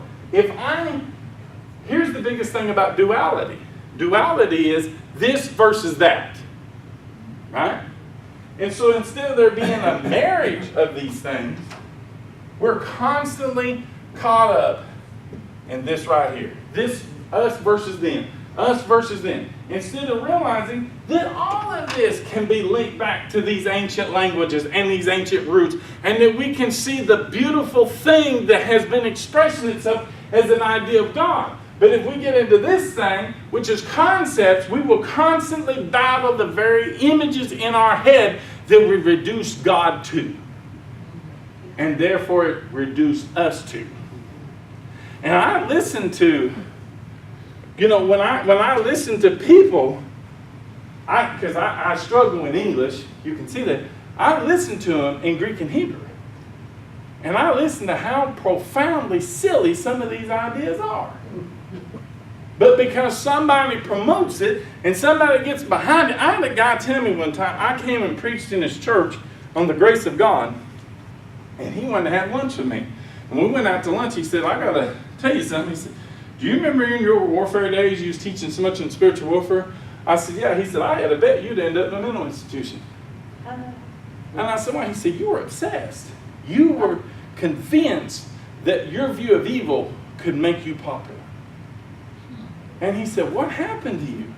I said, I met a metaphysical wife that kept doing things, and I spent more time trying to correct her. And then I started, instead of trying to correct her and we getting through marital problems, I started studying the very things that she was saying because I realized she didn't have that filter. She didn't grow up in the religious world I did. God could just speak to her and he could just go right through the filter. And me, well, now, wait a minute, now, let's see. Calvin said, see, I had all these filters. Boy, I'm having a beautiful detox. See, I never did, no, listen, I never hung out with girls who drink and chew and hung out with girls that do. That's not totally true. But anyway, we'll just say it is for now. But my drug was religion. I was addicted to going down there and having a fix at an old-fashioned altar so that I could feel better about myself through the week. And God forbid I had a bad thought or I'd have to start all over again. And so I was told the Holy Spirit was my key. 1986, I asked God, I said, God, who is the Holy Spirit? He said, third person. I said, he's the third person of the Godhead. Right? He goes, and it was funny. God asked me that question. I said, well, he don't know. He interrupted me begging him to give me a question. Like I know anything. But I told him what I knew. He's the third person of the Godhead. God said, how do you know? Do you know he did not answer that question until 3 years later? See, God is not, our ideas of God are so bound up in time that we now don't realize we're working on ancient secrets that have been going on for ages, and in those dimensions there is no time. I remember years ago, my wife calls me a vibrational linguistic. And she named me that, and I went back to her. I remember I was in a meeting when I said I would only do Greek, never do Hebrew or Aramaic, which I'm doing now. And this man, his name is David Holst, was in a prophetic flow, and he looked at me and he said, acoustic, am I saying that word? Acoustic linguistic. And I said, what is that? He said, don't look for the word, tap into the sound that birthed the language, the glyph. And I said, what was that all about? And so then we went out to eat, and he said, Mark, one day, he said that, he said, you'll study Aramaic, and you'll tap into the holographic universe. I said, I'm going back over here at my Strong's. I ain't never done none of that stuff. Well, here I am. And listen, just as I have pulled this Hebrew word yarer through these Greek words that is epiphany, you can do the same thing in Aramaic. In fact, this is the thing. Aramaic scholars, you're either totally metaphysical or you're totally cultural. They don't have a conceptual world like we do. And half of what we've been told in the Middle East is all lies anyways, because it's what religion tells them to put on the TV. You go over there, it ain't nothing like they say. I was told, look out for the Islamic Antichrist. When they tell me that, I said, well, y'all left Russia around. I guarantee you that's the biggest treasure chest that we have ever seen. I could tell you stories of when I was in high school, a man that was from the Middle East brought a Sumerian lexicon, and I was into Kenneth Copeland and all those guys, nothing against them, but I said, well, they're all going to hell anyway. And they said, well, will you do the presentation? So I did. And the teacher dropped, she goes, oh my gosh, where'd you find that? She said, there is no Sumerian lexicon. I said, he got one. Mm-hmm. You know, about 20 years later, God wakes me up and he's like, hey, I'm trying to show you something. And it's that I was born to do this. And the beauty of these things that I'm seeing is that from now, I'm not looking, listen, if I see God as idea, abstract, and Hebrew, or God as concrete, and I'm starting into this paradox, guess what? I am moving out of non-judgment, which means I see you differently. Mm-hmm. Yes. We think that this is all, listen, every person who talks crazy like we do devours the Bible. We don't discard it. We can't put it down because we know it wasn't what they said it was. But the more that we see this different view of ourselves, the more we see you differently. And it's causing a complete shift because I'm realizing that just as this is a coded book, so are you. We went out to the ocean today, and we were looking at the ocean. We were in all these different islands. You know, and I'm sitting back here, the Hebrew word and strong, and I look at my wife, and she's reading her book. Her books is not books like my books. She's out there, she's fixing to jump in the water, you know? And I'm thinking, oh my gosh, she's reading her book. And we've always been geared that way. We have never been geared the same. I don't know why people say, well, y'all got to be just like each other. Well, we overcome that hurdle years ago, you know. But it's so beautiful because now I'm going back to these stories. I'm going back to these linguistics, and it's blowing my mind because every time, and I said this 2 years ago, you are the Rosetta Stone, I'm not trying to wait for the next archaeological dig. I already know inside of me this is happening, and these guys are trying to keep up with it. I'm no longer trying to chase down these things that people think are important because you're the rock I want to read. I want to read your glyphs. So there's been a lot of study on how, and some of you in this room know more about this than I do, but we've did all of these studies of how we take the vowels and we bring them down into these 3-letter codes. Do you know in DNA research that is called, well, in Hebrew it's called a sheresh. You bring things down to the 3 Hebrew verbs. But you know in medical science, they're creating computers and they're investigating quantum computers who will study your DNA, and they go back to what's called a codon, which is a 3-letter thing.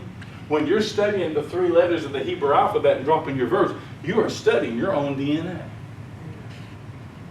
Now, the thing that is so fascinating about this is that once you start unlocking these glyphs, it's like a cluster, because you start seeing this glyph in every single language. I see it in Aramaic, I see it in Greek, and then I have what's called the kaleidoscope effect, which means every language of the world. This guy right here, Timothy Smith, wrote a book called The Chamberlain Key, and he did the Bible code, and it gave him a Japanese word and spelled out his name, which is Timotheus, which is a Greek name. Now, I don't know about you, but I don't think the Bible code is for a future event, apocalyptic. I think it's to reveal the character and nature of you. And so what do the people do? They see this Japanese thing. What do I do? Japanese and Hebrew is the same thing. Go into these temples in Japan and you will see pure Hebrew. See, the problem is we are still approaching anything foreign as if they don't know what they're doing. And we're really coming into a fast, speedily rate that says the people who are supposed to know what they're supposed to know about these languages are the people who are in the dark. I go to these seminaries, I go to theological institutions and find stuff that if they knew it was in there, they'd get rid of it. But it's too late. I don't have it. So years ago, this was in the 90s, the Bible code came out. And I went to get in the Bible code, and God said, don't mess with that one. Wait till the next one. I said, what? There's another one coming. Well, in 2009, somebody said the word Elohim and Yahweh, or Aha, Yahweh, or Yahweh.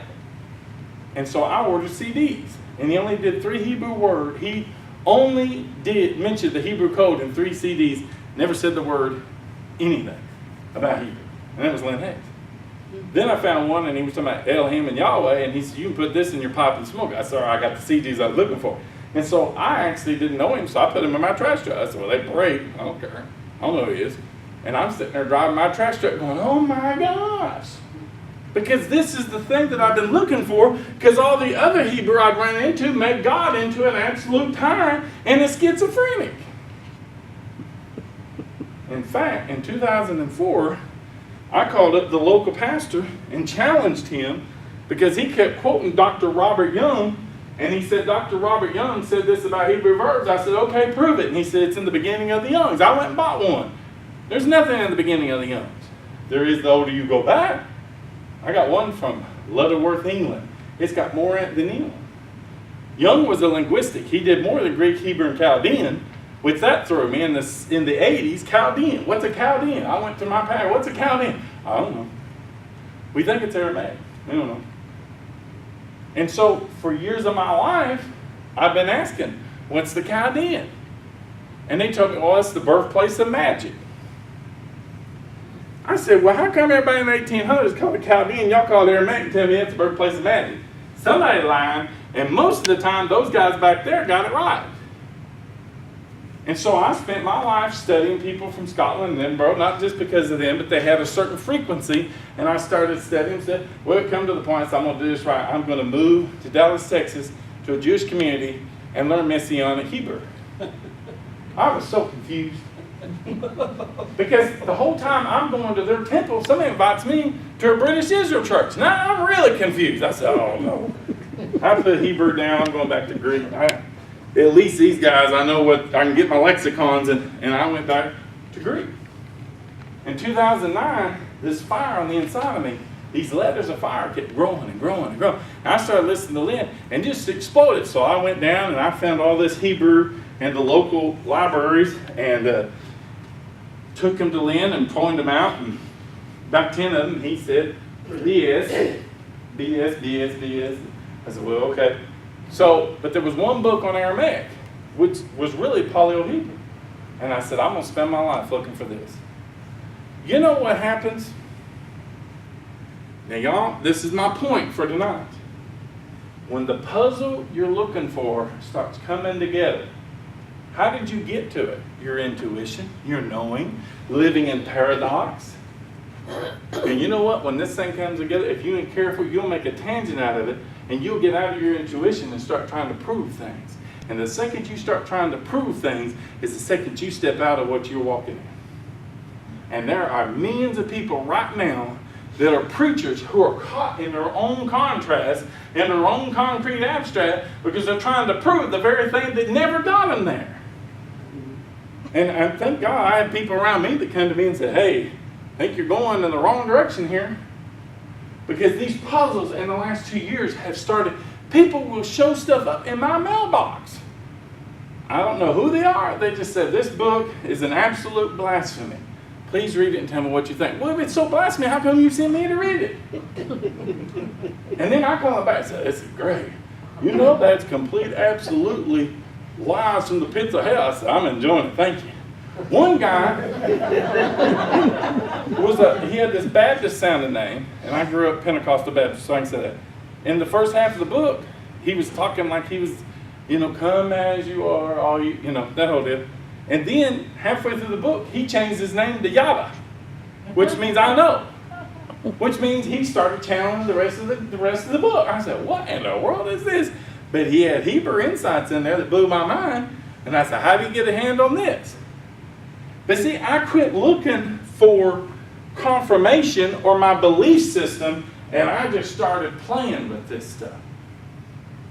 Because Albert Einstein said the imagination is greater than knowledge. And I began to have fun. I began to look at this stuff. I started studying, and stuff started coming in the mail. And then I woke up with dreams. People I can't even find on this planet talking to me. And saying, look, read this book. And I'm like, that book don't exist. I look it up on Amazon. Like Amazon knows everything. I go to half price and it's sitting right there. I said, look at that. Amazon said they don't exist. I go to half price. You got this book. He said, man, we got everything online. No one know how I got there. I don't know how I got there, but I can terrorize it, create it, and I'm having fun with it. I ordered a book here recently, and it was supposed to get in 2 days, and my Amazon truck was riding around, didn't have my book. I stopped her. She said, what's your problem? I said, I'm looking for my book. She said, you'll hold your turn, huh? It came like a day later. Amazon is now playing with the idea in Dallas to deliver no longer by truck, but by drones. Now, if I have half price, Amazon, it's gonna look like Star Wars over my house because they drop books off all the time. I have to worry about my neighbors. They don't speak English, so they don't mess with it. I have a friend of mine, his name's Mike Clegg, he has a book back here. He said he has a Baptist woman clean his house. He had to hide the books. I don't know what you reading astrology for. So anyways. And he's in a small town, and you know how that goes. But here is the thing. When you start getting a hold of the code becomes these sheresh, these letters, these glyphs, become a means to begin to, as a cluster, decipher. You start seeing these glyphs in every language. You start seeing them in trees. You start seeing them everywhere. They become alive. It's not a dead alphabet. Right. It's a chemistry. Right.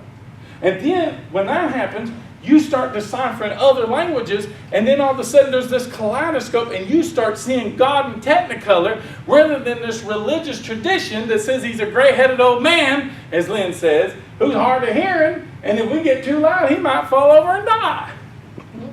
That's what we were told. But when you start getting into these glyphs, and here is the thing that is so powerful. I believe that we are embarking on the very things that people have known for years. And they've been waiting for us to come forward and begin to say these things.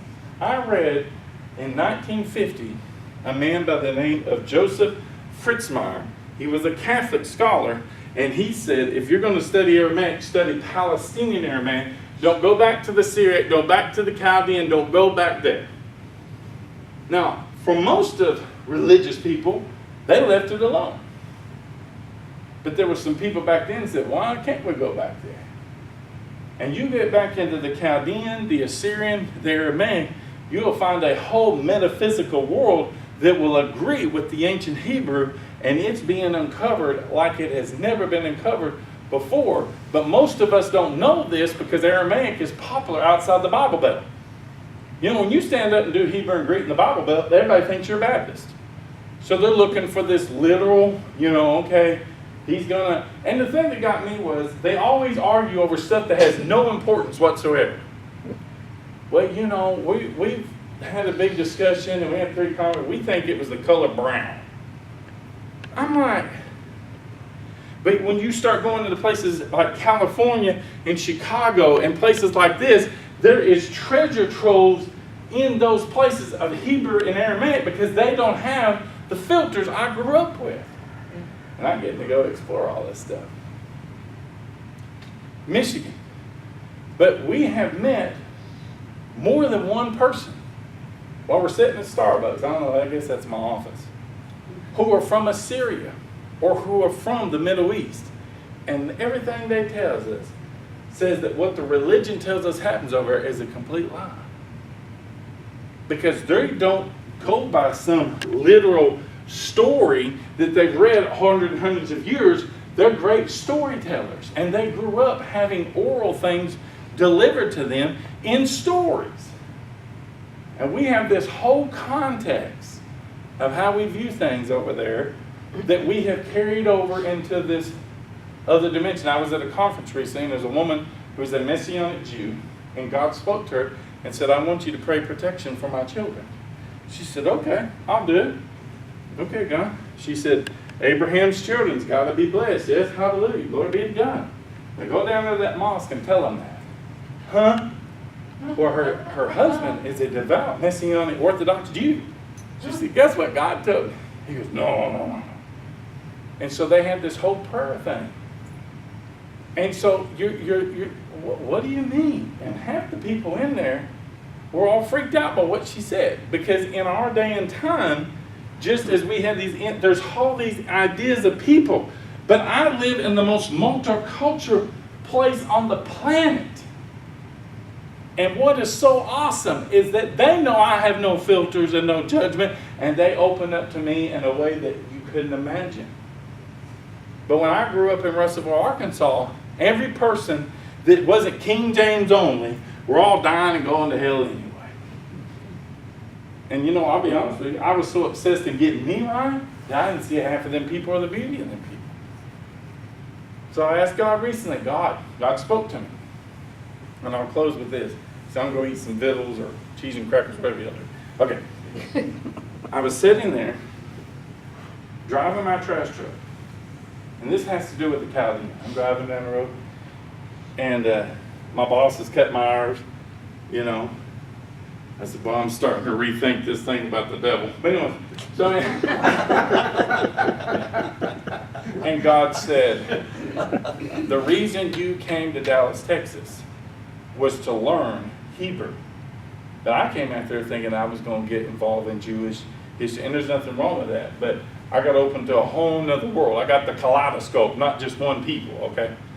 And so I was like, okay. He said, that's coming to an end. This was almost 2 years ago.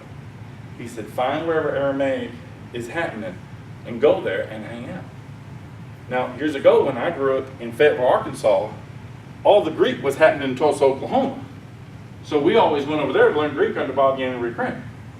When I moved to Dallas, it was to learn Hebrew, because I went to my people that was my pastors, told them I wanted to learn Hebrew, and they gave me the same BS I tried to give Lynn. So I said, I'm going to learn this right. Well, year goes by, 2 years, I still don't know where the Aramaic is. So I said, I'm going to make a trip to the Middle East. I'm going to go over, I'm going to learn this. You wouldn't believe where I found the Aramaic scholar.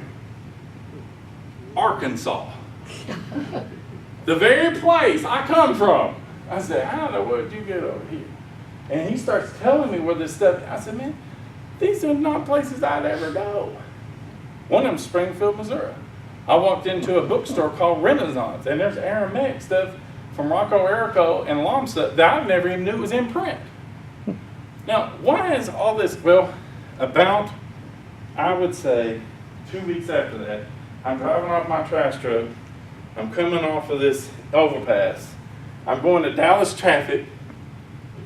Talk about a bunch of aliens. No, I'm just kidding. Anyways, we come down, and the drive shaft hits a cord and kills my power. I'm driving dead, no power, into traffic, and I am out of control. And I just coached right in between where these cones are in construction. Thank God for construction. The construction cone is the symbol of Texas, not the armadillo. That's all they do is construction. Big one. So I coached over there and I said, God, what now? And he said, and this is no lie, he said, you have said a lot of things, but you still have fear in your heart. And I'm about to give you the power and the presence. And from that day forward, when I would begin to talk about Hebrew, I was always afraid I was going to offend somebody. And that fear just left. And God talks to me through my trash truck. Yes, he does. So, every time they change the number on my truck or give me another truck, I get a revelation. Talk about Ron owed you. And recently, right before I left here, they said, we're going to put a new number on your truck. And they numbered it, but it's not on the side. I said, well, I don't count. And they said, how come your truck keeps getting skipped? And I'm like, because that's all about numbers, right? Numbers don't lie. But I used to have to drive 5840, which was a test. So every time my truck broke down, I went 5840. So I'm going through a test. What'd you say? I don't know. So in this whole kaleidoscope of God and the numbers, I'm seeing these things. And now I'm realizing that the very things I'm looking for was the last place I expected. We use her in Dalton. Last year I went Memorial Day. I went to a guy's house, went down there. There's a library in the dark. Now y'all know I love books, right? I said, what's that? Oh, no, I said, no, what's that? Let me see. No. So I get up there to the guy's den and I said, hey man, just a question. I said, why am I here and why do you like my linguistics? And he goes, well, Doc, of course. I said, who's Doc? Gene Scott. That's part of his library down there in the dark. I said, we're going down there. That was in Arkansas. That's part of my Nephilim series that I'm doing because I'm realizing that you think, and I said this, Lynn, where you were gone, so I'm just going to say it because you took a bathroom break. But listen to this. We have the internet, which is a grand thing. But people in the 80s and in the 1800s did etymology that blows away what we can do with computers. And we have a generation that doesn't know anything about it. I ask a person a question, they look up on Wikipedia. I said, who are you in Christ? I said, your name's not on Wikipedia? And I told them, I was telling them about the real Indiana Jones, which was Vendel Jones. They looked up on the internet. I said, I got 2 books, you want to read them? No. And I said, oh my gosh, we got a generation that has so much knowledge at their exposure, but they have no imagination.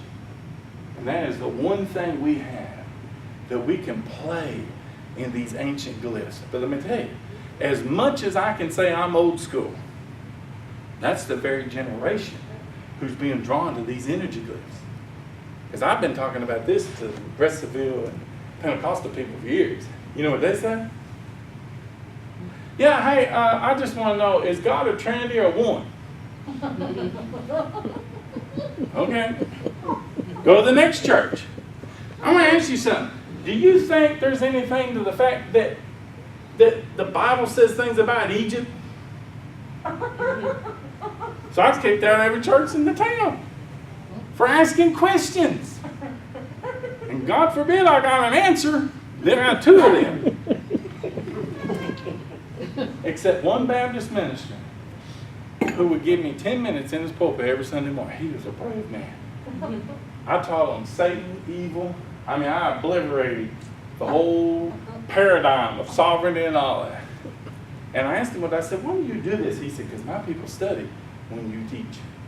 He said, they go home and try to beat you and look you up wrong. I said, well, my critics always say more and see more in me than people that like me. I preached for years, Greek, Hebrew, not a word. I'd say, hey, man, what'd you think? Oh, that's an awesome message. What'd I say? I don't know, but we eating Chinese?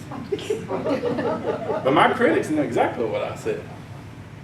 And there's a lot of people that are critical at this point of what we're saying, but we're crossing over.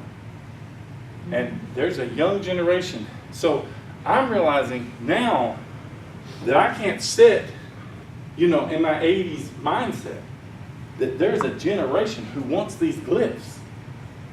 And I have spent too much time fighting the older people when they don't have to have this.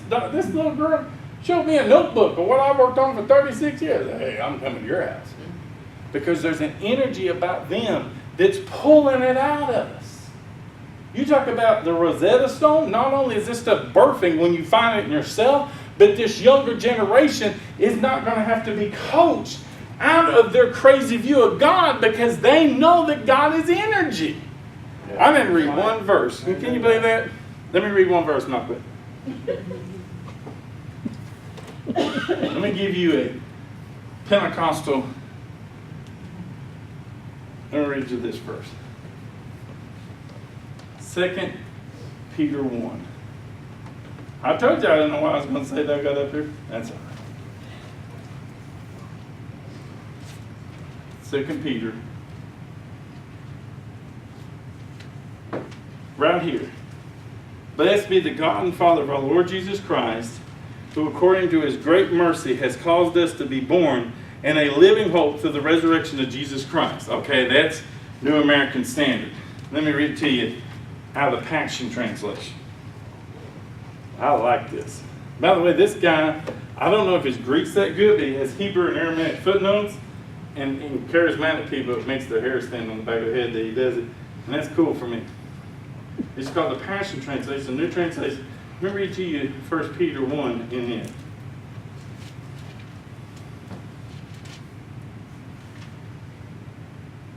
It says, celebrate with praises the God and Father of our Lord Jesus Christ, who has showed us extravagant mercy. For his fountain of mercy has given us new life, that we are reborn to experience a living, energetic hope. We are reborn to experience a living and energy. It's not just a living hope, it's an energy. And the Greek word for, y'all are pulling it out of me tonight. The Greek word for hope is this word, and we've translated that as the phrase good expectation. But it comes from a Hebrew word that means the Hebrew word for wait and the Hebrew word for hope is the same word, and it means to intertwine together. The Hebrew root, and so therefore it's that which has become entwined. And if you study quantum physics, none of us are separated because we're all entangled together in the same universe.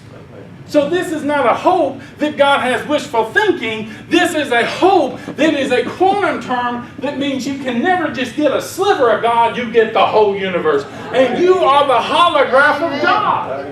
And therefore we're not talking about a hope that is based on some belief system. It's an energy. That's right. Yeah. That's right. Go ahead. This is going to blow you away here when I'm going to share this, but from 2 Timothy, the first one, I've been sitting here for a few moments, you're going over Aramaic. The vowel sounds all the different dialects, when I realized that the actual phonics of the vowel sounds kind of correlated all together from Hindu, Aramaic, and the Hopi Indians.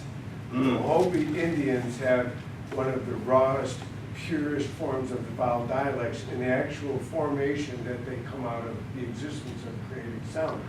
And Hindu and Aramaic are very, all three unaltered. Add Hopi Indians to their dialect to your research of the Aramaic, sir. I was given this message for, like I said, to give it, and all of a sudden you said, I gotta read one verse, and it was hope. And then literally, you probably said hope at least several different times. You talked about quantumizing it, and literally the word symbiotic is what we need to think about, is that it's all symbiotic. You can't take one from the other. And that's going to help you out when you live in Texas, you're right there by Arizona. The Kachina is still the doll that's made in the Hopi Indians. They know that the Kachina is coming back. You have the Christ, the Kachina, and all these different things that are all symbiotic together. I'm just going to say, I don't know what that means to you, but look up the Hopi Indians and their dialectic of the vowels. Pay attention to the vowels of all the different things. The vav that comes from, that is the thing that pins it in the Aramaic root, is the symbol of the vav, is, pins on the earth. Look up the Hopi Indians. That was something that was kind of given to me to share with you. I've talked to an Indian Native American linguistic, and I asked him, where did the Cherokee language come from? And he said the Aramaic Essene language that they contributed that Jesus spoke. Thank you very much. Now, also see ancient Hebrew in that. Yeah. But that was a linguistic years ago, and I talked to him about translating a Bible from Greek into modern Cherokee, and he said, no, we don't want that. We want this, because he said they have already so westernized us that we can't translate. So they were looking for a translate. At the time, I couldn't do it because I couldn't do Aramaic. See, he said that, so I got one more verse.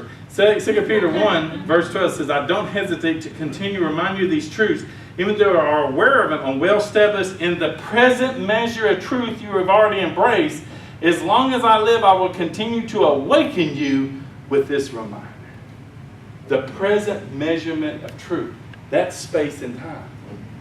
See, we have been so caught up that truth can be contained in space and time that we can't awaken to the fact that we're awakened to ancient truths that will awaken us in the very place we are as they were when they were first spoken. And I appreciate that linguistical thing, because I tell you, when the more Aramaic I see, the more I see these glyphs. Because most people who do Aramaic also do Paleo-Hebrew, because they're trying to find a root around all of this bull crap, or Lynn would say another word, BS, that has been going on all of these years. And I don't care what language, you do it through Hopi, Cherokee, whatever, it don't matter what route you're going to come to the same source, and you're going to find that these linguistics were all birthed out of the same sound. And if you tap into that light and that sound and knock something over, hallelujah, then you will come into the vibration of which it was birthed.